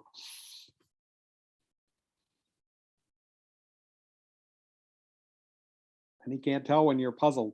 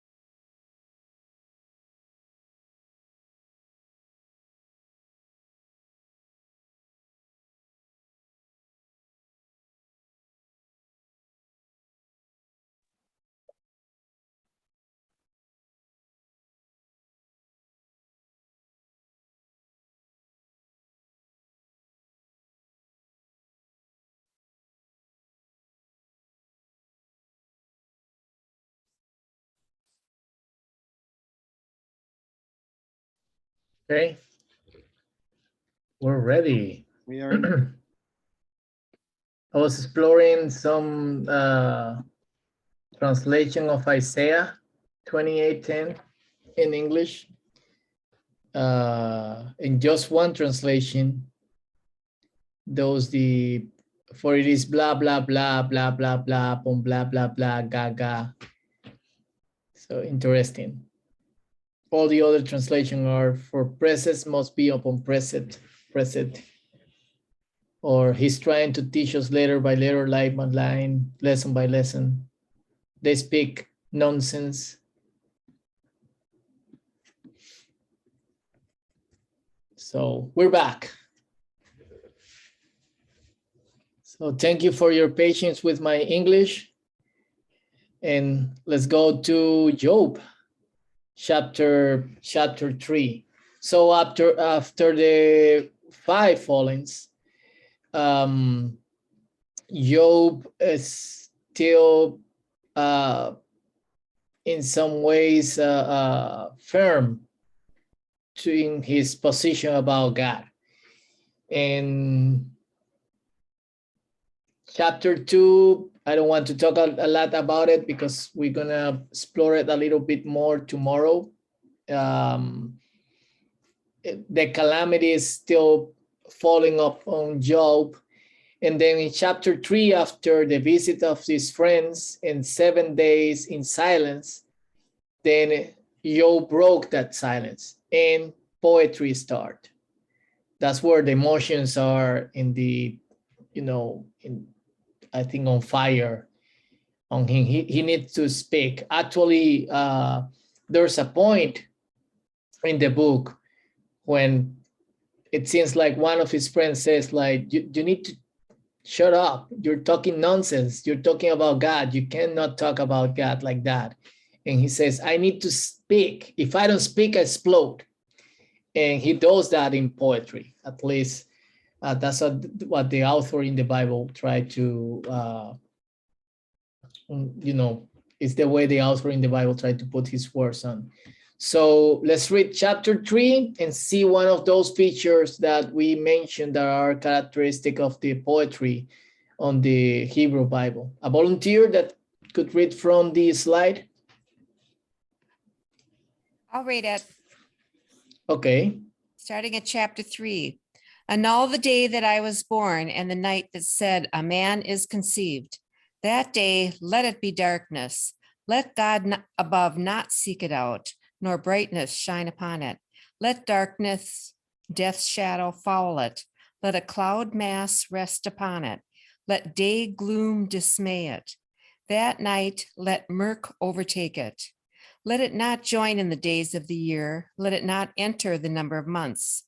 Oh, that the night be barren. Let it have no song of joy.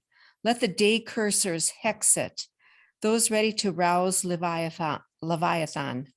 Let its twilight stars go dark. Let it hope for day in vain, and let it not see the eyelids of dawn. For it did not shut the belly's doors to hide wretchedness from my eyes. Why did I not die from the womb?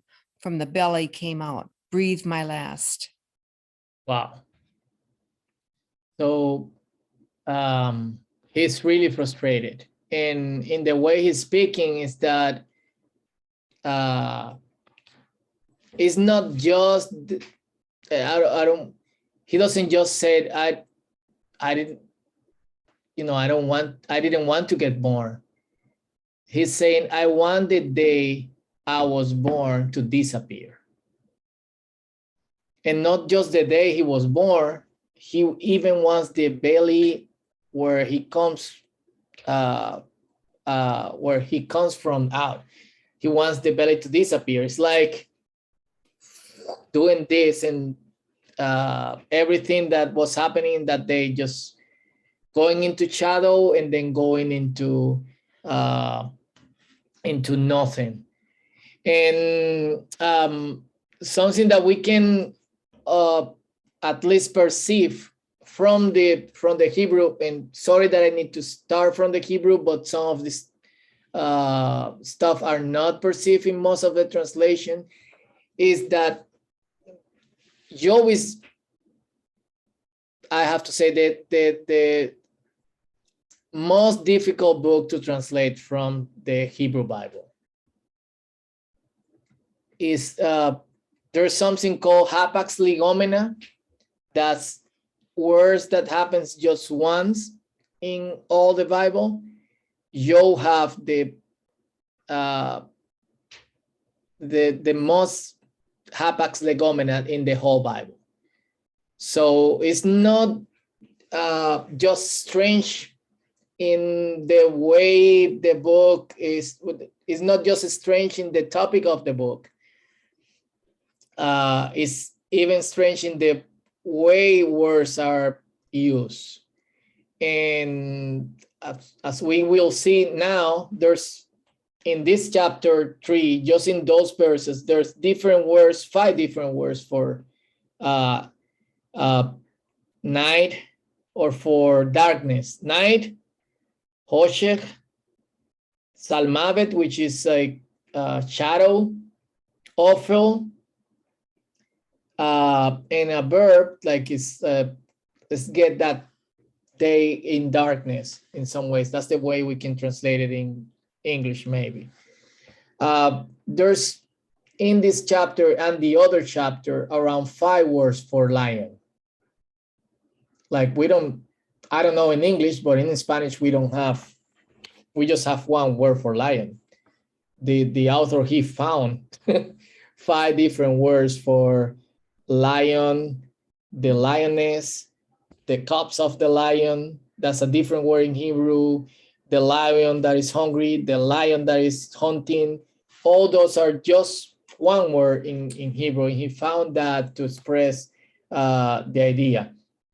Alter, in some ways, comes out with the same amount of words. That's the reason I really appreciate his translation, at least in poetry.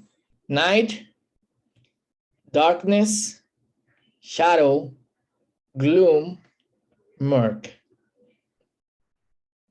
Some of these words, like I'm not an English speaker, but I speak English every day. I read every day in English.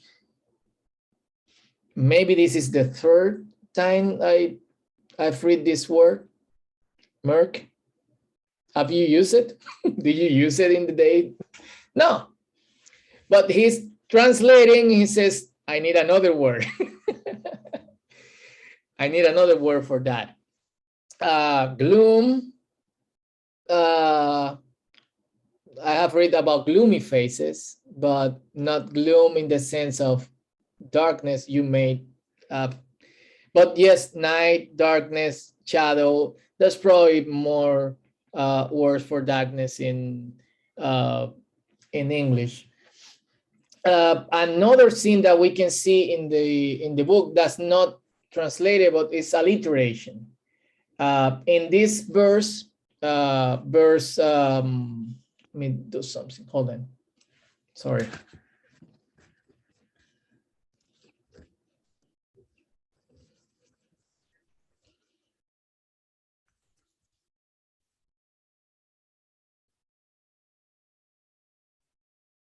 You see my screen?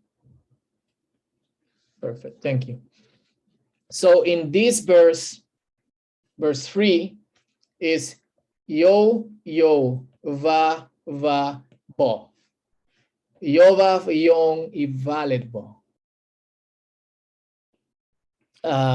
So he used that a lot. I will say in a little bit why he used that resource a lot. It's not something that just happened. It's really an art. In verses 4, 6, even though I didn't mark verse 6 here, you can see the symbol that's a hey in Hebrew.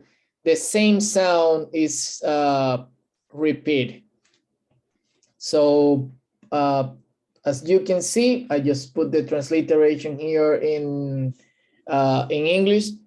Hayom, Hahu, Yehi, Hoshech.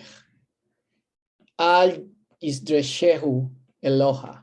So you can see the repetition of that sound. Ha, ha, ho, he, hu, ha. In verse 7, although you can see that in verse 6 too, he, ha, ha, hu, he. That's not a coincidence.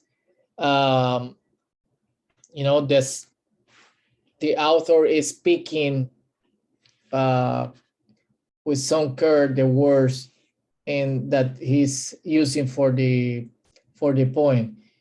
This is probably to maybe I'm trying to look too deep into those resources, but there's a repetition of the same sound at the beginning of the some verses. There's this pattern of yo, ha, yeah, ha, he, e, that the author used as a resource at the same time. So what he's trying to do is to first saying Job is so frustrated that he wants the day he was born to go from day to darkness, and then from darkness to nothing. And he's speaking he's using the alliteration to show the frustration of Job. He's choosing this word because he's telling this guy is so desperate that when he's speaking, he's losing his breath. He's losing air. He's like,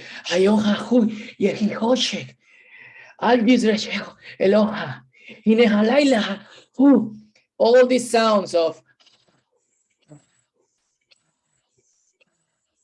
express through the poem.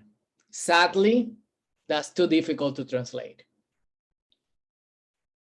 It's almost impossible. But at least I want to, I just want to at least grasp a little bit of the sound of the poem. And this is just the first 11 verses of Job. Then you can get deeper and deeper into the book, not necessarily in Hebrew. I just put the Hebrew text so we can see the sound resources and the rhythm and the you know, the style of the poetry. But even in English, is so rich that you know, is something when we need to explore carefully, marking like, okay, he's talking about going from day to night to shadow. Something really some stuff that you can notice from the beginning is that he says he was born on daylight, but he was conceived one night. He probably doesn't know that, you know, but when those people usually have sex at night, when it's dark, so he's, you know, guessing like, okay, my father and my mom, you know, probably one night they conceived me, and then I was born in daylight.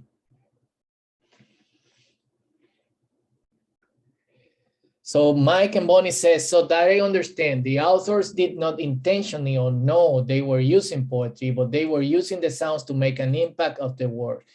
No, they were intentionally using poetry. And they were, and so I'd say inspired to work really, really hard to put into poetry, not just the words that were really carefully picked, but the sound. So the sound combined with the words could express the emotion the characters were feeling at this time. So in Job, he's not just speaking the words carefully, he's speaking the alliteration carefully. So when you read it, it sounds like this guy was desperate. He was like, I don't know if you have been in this situation where you you're so frustrated and you're so mad inside of you that you lose breath. Have you been in that situation?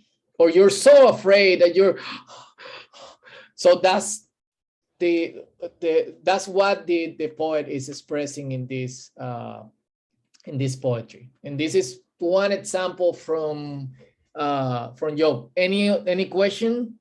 Any other question, sorry, or comment?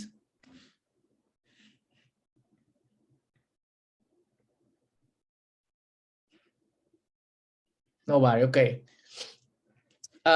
So let's move to Kohelet.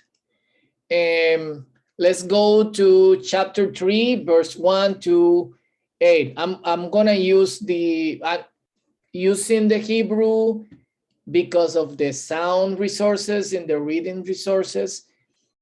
We're gonna see some of the translatable resources in English. So this is probably one of the yes, it's really hard to translate. This is one of the most famous chapter of the book, and there's even a song, famous song in English from the 60s or 70s. There's countless of songs in Spanish too, and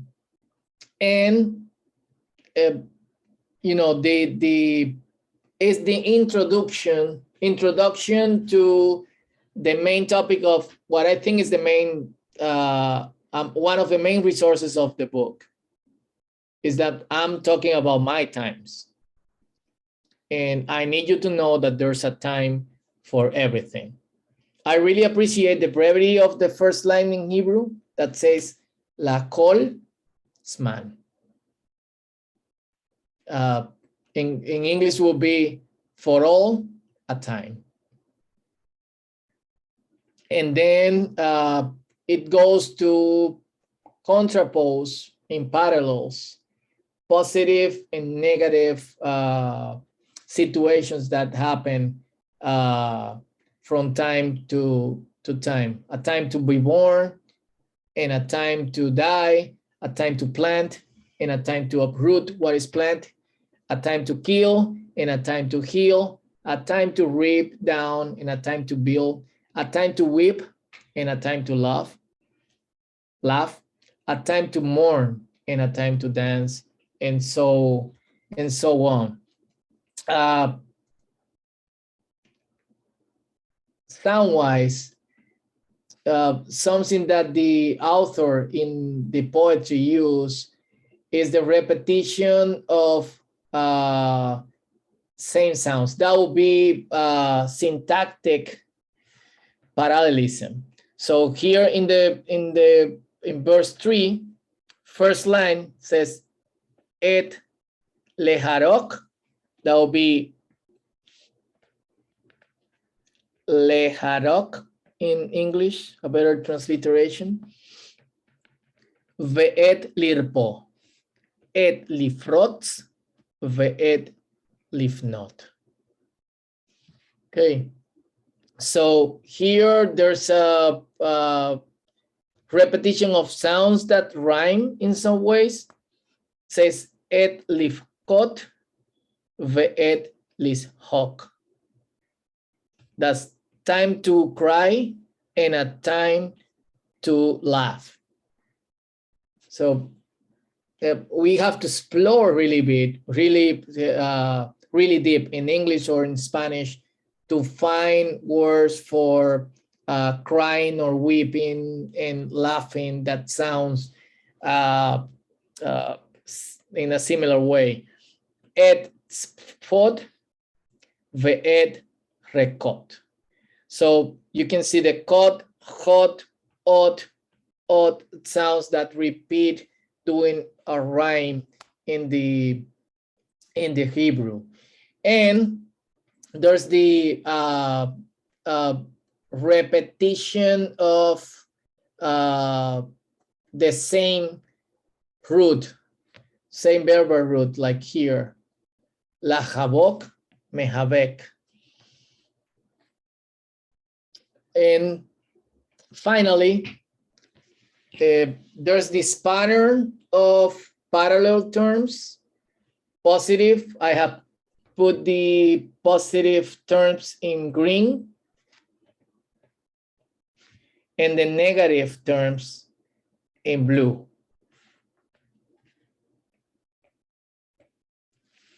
There's this, I think it's intentional pattern where, you know, there's two words in parallels that are positive and then two other words in parallels that are negative, and then it change. We can see that in English actually. So we have to be born and to plant, like in one set, and then in front to die and to uproot. And then it move or change from the column of negative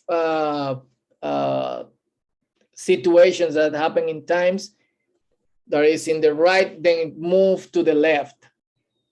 And the column of positive move to the right.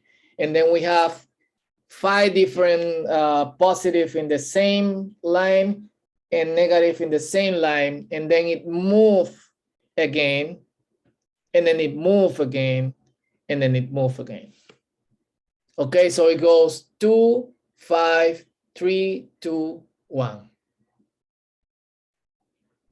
Combining. It's not just positive, negative, positive, negative, positive, negative, positive, negative. It's like positive, negative, positive, negative, negative, positive, negative, positive, negative, positive, negative, positive, positive, negative, positive, negative, and so on. So that's a resource that the author use. Positive, negative, and then the pattern is broke, change columns, 5 negative, 5 positive, and then the patterns broke and moved columns, 3 negative, 3 positive, and then the patterns broke goes 2, 2, and then the patterns broke 1, 1, 1, 1. Okay. And you can say, like, why do I have to to explore that, to read the Bible? If you ask me, I use this as part of the spiritual disciplines of biblical studies, of studying my Bible. I believe that every Christian has to spend at least, or it would be good to, for us as Christians, to spend at least 2-3 hours a week with our Bible. And why not? We could start for the wisdom books. And we can use part of these resources that we can explore and see, and, you know, in some ways use it as part of our studies. And there's something at the same time that tells me about Bible and art. These people were not just, I believe that the Bible was inspired by God. And these people were not just robots that were copying words. Some of them were artists, and God was using that so they can, you know, craft the words in an artistic way so people can listen, and at the same time they can tell to others. And remember the distance that there is between us and these people. We have a lot of information available. We can read, or we can record the information, but they couldn't. They need all of these resources so people can learn it easily, and then they could transmit it easily.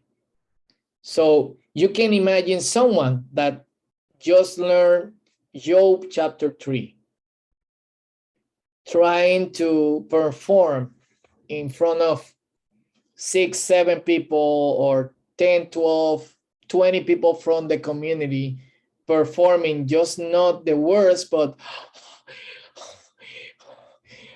doing the imitation of the desperation of Job through the alliteration of the poem.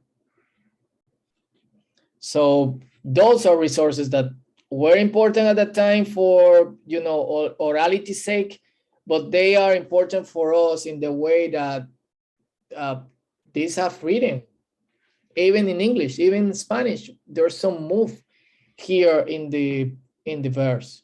So from here we move to Proverbs. Before, I don't know if you have comments or questions.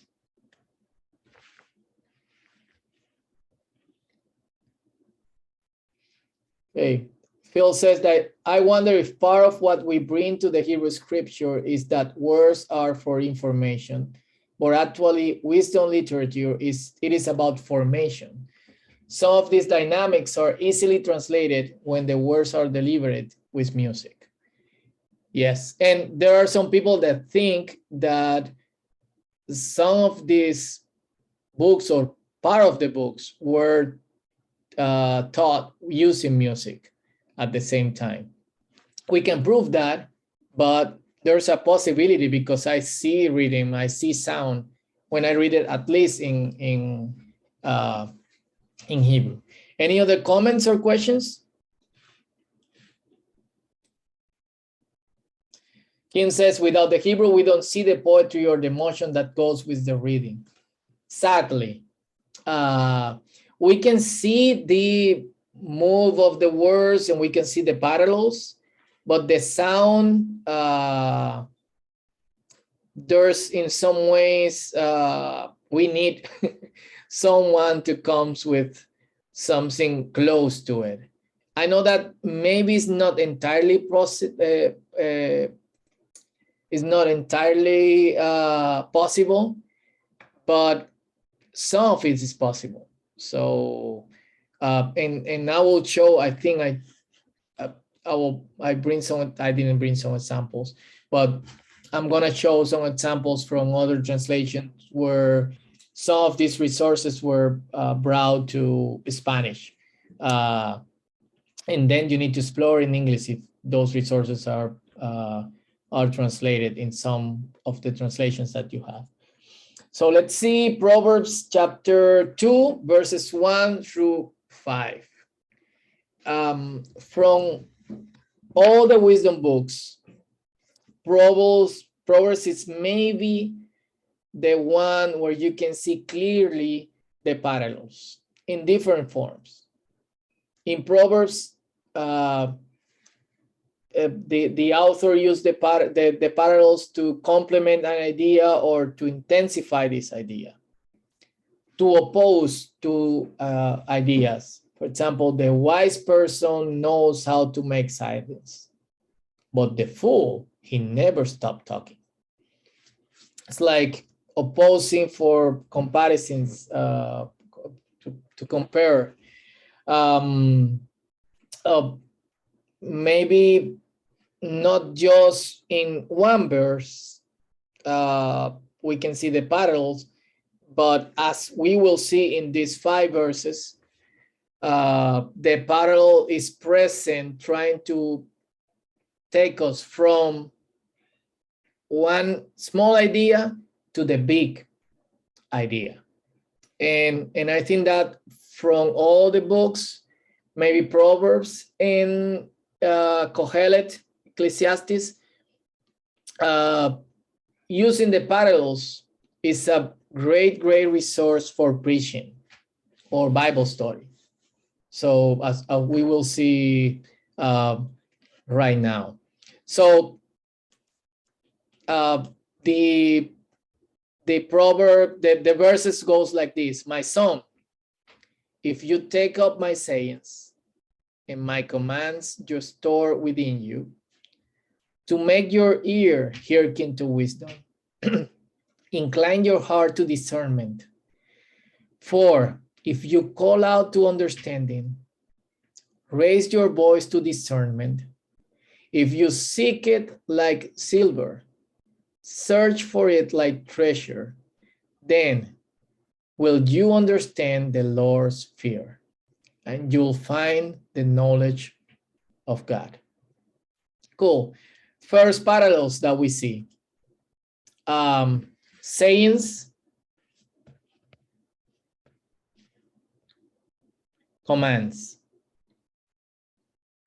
And I like the way authors does it, because in most of the translations, commands are going under sayings, but he used the same word order that the Hebrew use.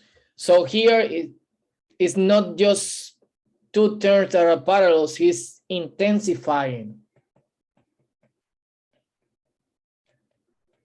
Because commands are actually more important than just mere saying.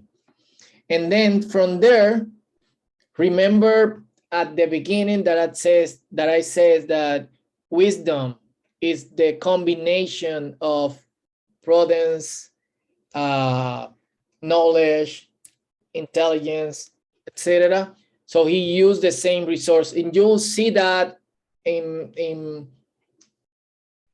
a few of the, in most of the group verses that are in Proverbs, where thematic is imposed to a group of 5 or 10 or 12 verses, that wisdom is then followed by discernment, understanding.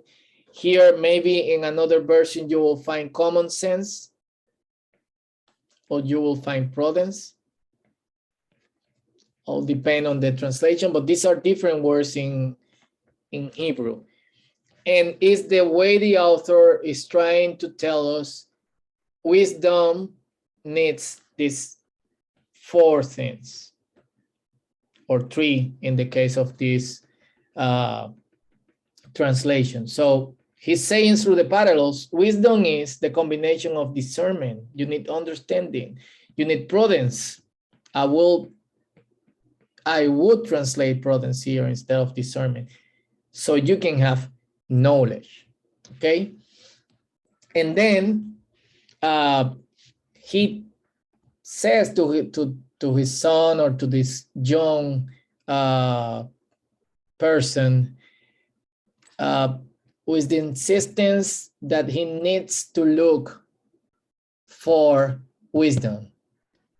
And he goes like intensifying from one line to the next. Call out, raise your voice. Here I will translate a cry out. I will say, if you call out, if you cry out. So if you call out to understanding, if you cry out or raise your voice to discernment, if you seek, if you search. And, you know, I need to preach a little bit here. If you follow the parallels, the author is telling you it's not just that mere desire of, you know, looking for wisdom. You need to put some some work to it. You need to, you know, you need to try harder. You like it? You want it? You need to try harder. And this is the way you need to try harder. You need to cry out. You need to call out. You need to search. You need to seek. It says, if you call out to understanding, raise your voice to discernment. If you seek it like silver, search for it like treasure, then you will understand the Lord's fear. And what is the parallel in the lines before, in the lines up above of feeding the Lord? Someone using the chat can tell me.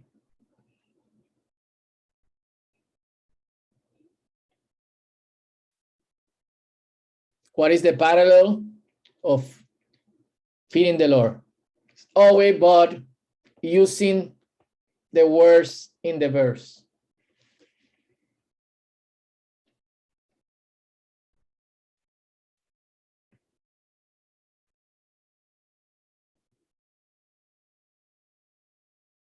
A clue.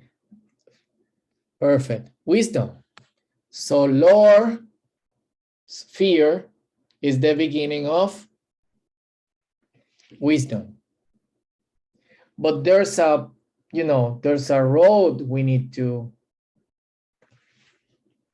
walk through to show that we really are looking for, you know, wisdom. It's not just like that. You know, we need to listen.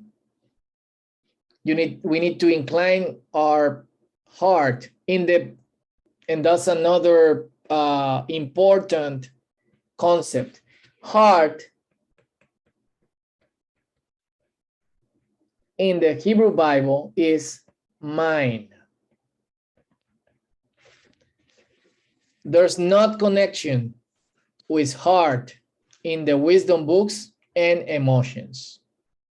That's really important. And I didn't put that into any slide, but if you're writing something, you need to write that.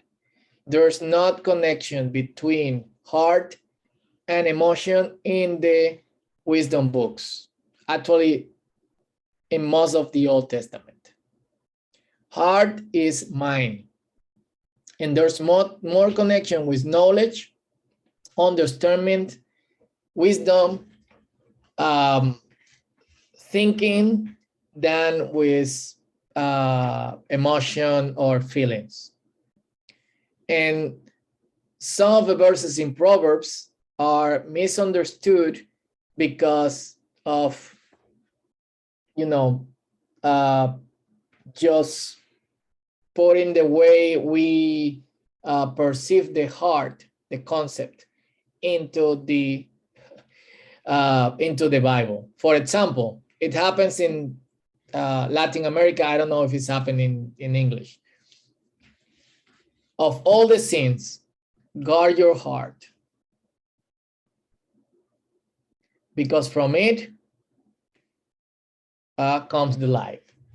Something like that, I'm paraphrasing. In Spanish, sobre todas las cosas, guarda tu corazón, porque de él emana la vida. How many times, bueno, in Spanish, I don't know in English, you can write on the chat if that happens. That's the favorite verse to tell a young boy or a young girl that be careful whom you fell in love with. Because the Bible says, guard your heart. Do you use that advice in English? No, thanks God.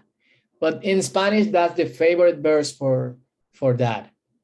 But it doesn't have anything to do with emotions. It's like, take care of your mind.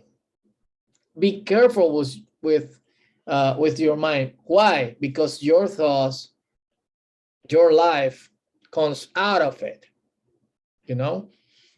So heart is mind. Keep that on heart, mind. So at the end, we see that the final parallels. The verses are taking us into a road. That's the reason the word then, that is that the result of that. Of what? Of this. Like taking up my sayings, storing my commands, heeding to wisdom, inclining the heart to discernment, the mind, calling for understanding, crying for discernment, looking for it like silver, searching like a treasure. The result of that is what? You will understand and you will find. What you'll understand and you'll find? The Lord's fear. Why? What do I need the Lord's fear for? It's the beginning of wisdom. You'll find the knowledge of God.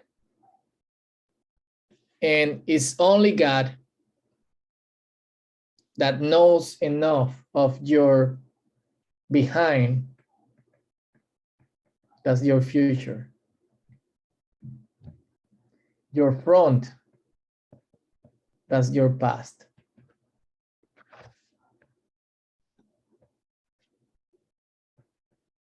That can work in you and make and help you to make better choices and good decisions today. Ayom, that's the reason you need the feeding of God, the knowledge of God. And after all, remember that the person of faith, what we call a believer today, is the person that fears the Lord. Okay, feeding the Lord is what we will call having faith today. Feeding the Lord need more interaction at some point. Closing for tonight. I would love to give some practical uses of this in a couple minutes. But I would love to make the first these questions, like, is possible to translate as poetry? I think so. Maybe there are some resources, sound, rhythm in Hebrew that are not translatable to English. But we can use resources that we have in English or we have in Spanish and we use for poetry that to translate that rhythm and sound to rhythm and sound that is natural for us, English and Spanish speakers. And there's not, in here, the only problem is not that that it's difficult to translate poetry. I think there's a biggest problem there, and I think the biggest problem is that we are interested on the information, on the words, but we are not interested on the form. At least the translator, and says, okay, what the people needs to have is the meaning. But in this case, if we're translating the Bible, and you're not Bible translators, but this is important to discuss. If we need to remember what we said in the beginning. If God inspired the words, he also inspired the genre. And why not? In Spanish, someone called El Conde de Rebolledo translated in poetry of the time. It's not the same poetry that we use today. Job, the whole book of Job, songs, Proverbs, Psalms in poetry. And maybe some of you know Spanish, some of you don't know Spanish, but if I read it, you can grasp the sound in some ways. That Psalms 37 verses 1 and 2 says, ni te indignen autores de maldades, ni envidies a quien obra iniquidades, que cual heno serán presto cegados, y caerán cual retoño de los prados. In the poetry of that century, rhyming was really important. So you can see des, dos, cual, nen, es. And the parallels are, they're at the same time too. There is this guy in Spanish. Let me see if I can find that before closing.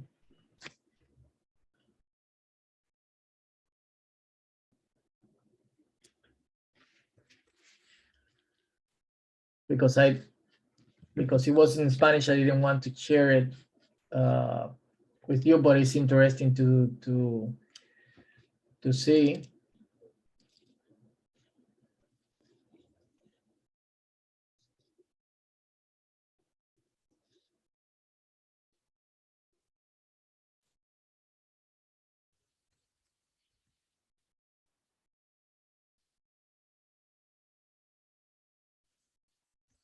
This is Lamentations chapter 1. And this is the TLA. And one of the translators, he was translating Lamentations. Lamentations is an acrostic. And he used an acrostic to translate it to Spanish. And in Spanish, he used the first line to then go and using each one of the letters of the first line for the acrostic in the rest of the chapter. So the first line is pobrecita de ti, Jerusalén, or poor thing of you, Jerusalem. And then he goes with P, pobrecita, O, olvidada, B, bajo el peso, R, ruido, E, es, C, como, and so on. And he does that in every chapter. Chapter 1 and chapter 2 is poor thing of you, or you're a poor thing, Jerusalem, or poor little thing, Jerusalem will be better in English. And then chapter 3, he says, I am the servant of the Lord. And then he put that on the first line, I am the servant of the Lord. The rest of the chapter is an acrostic using the letters of the phrase, I am the servant of the Lord. So before we go for some comments and questions, we got around 10 minutes by the time we're done, or 8. Remember this. Poetry calls us to slow down and pay attention. So when we are before the poetry in these books, and we're gonna talk about prose tomorrow, calm down, slow down. It's possibility that God wants to tell you something. Some advices to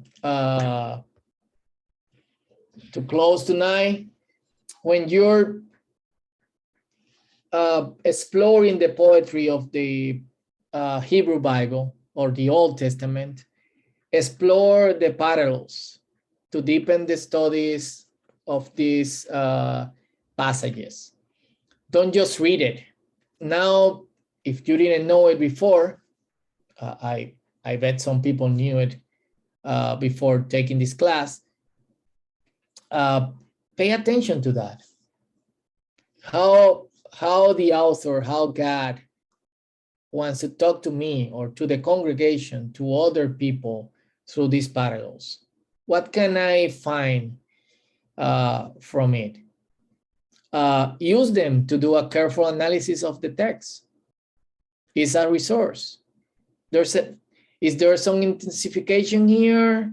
Is there some opposition? Is there some comparison? What is happening here in the parallels? Pay more attention to the emotions in the passage. Frustration, joy, sadness, any emotion is important to, take that out. And something that is good to do is to read the text out loud and sometimes playing with the emotions. Maybe we don't have that resource in English or Spanish that the text of Job chapter 3 have in Hebrew. But now we can, tell it, we can read it, having the same expression like, oh, the night that I was born, or the day that we can do that, playing a little bit so people can know the emotions that are happening there. And God is telling you, pay attention, pay close attention. Slow down. Okay, God bless you. We have time for some comments or questions now. Thank you, Beck. Cheryl says that are other religious books like the Quran, Upanishad, reading like this. I don't know a lot about Quran or Upanishad, but I do know that they have poetry and some of these resources in obviously their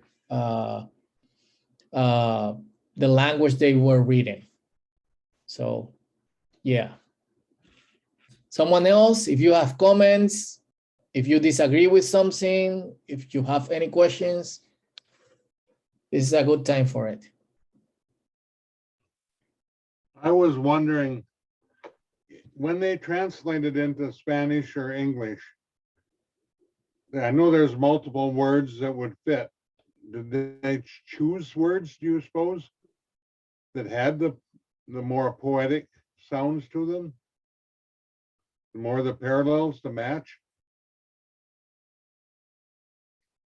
If there's different variations you could use, would you be drawn toward one that would be more poetic?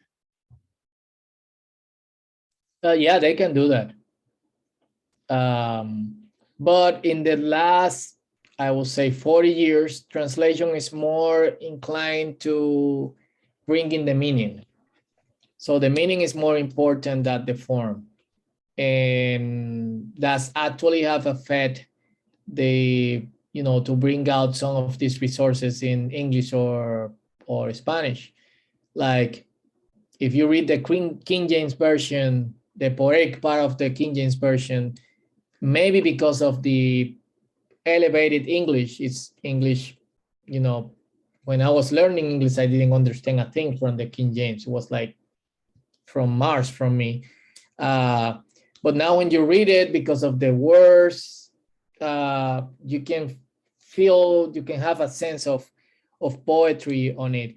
And it happens in Hebrew too. The words in the poetry part of the Bible is archaic. It sounds way different of the word of the rest of the Bible. And that's a resource we can in some ways explore and use.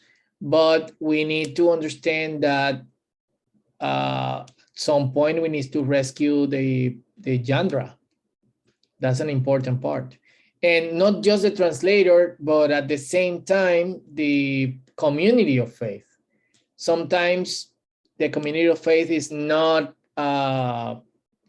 aware of, this resource in the Bible, that most people don't know that there's poetry in the Bible. And there's, this is quality poetry. It's not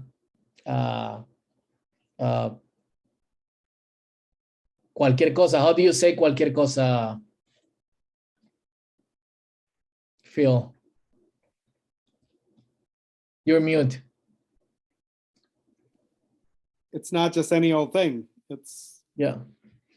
So we need to pray for that, and we need to teach the community of faith that, like, this is something you need to teach to your communities, and maybe not using the Hebrew but using the parallels, using some translation of the Robert Alter.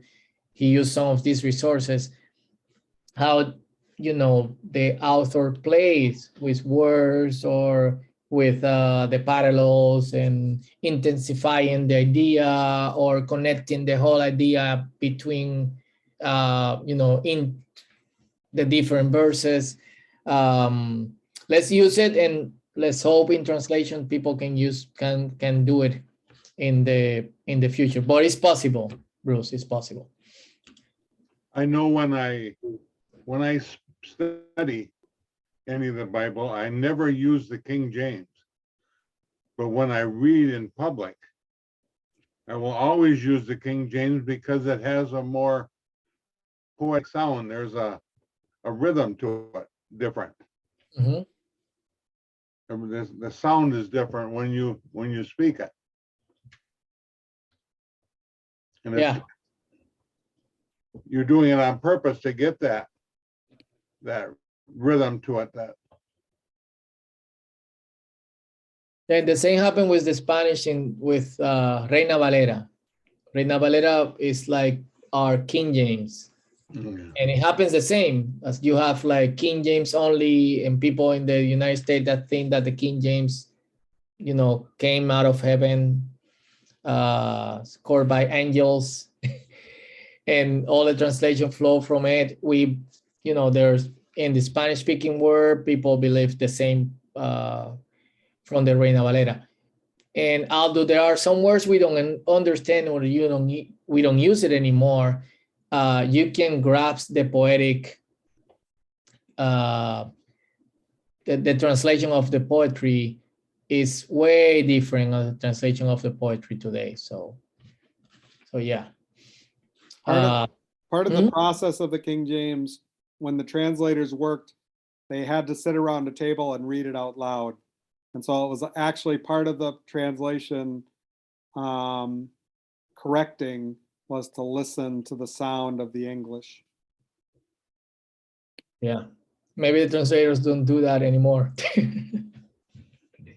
Let's see. Something that I try to do is like with the translation that I'm working with, and when they are translating poetry, is, as I say before, I get them to explore their poetry and see what we can get from that for Bible translation, because that will bring richness to their translation, as the Bible and the original have this artistic crafting of words that is amazing in so many ways.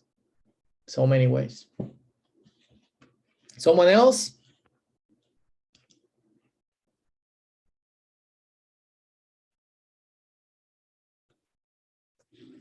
Okay, so before passing to Phil or whoever is closing tonight, I would like to pray, if you allow me.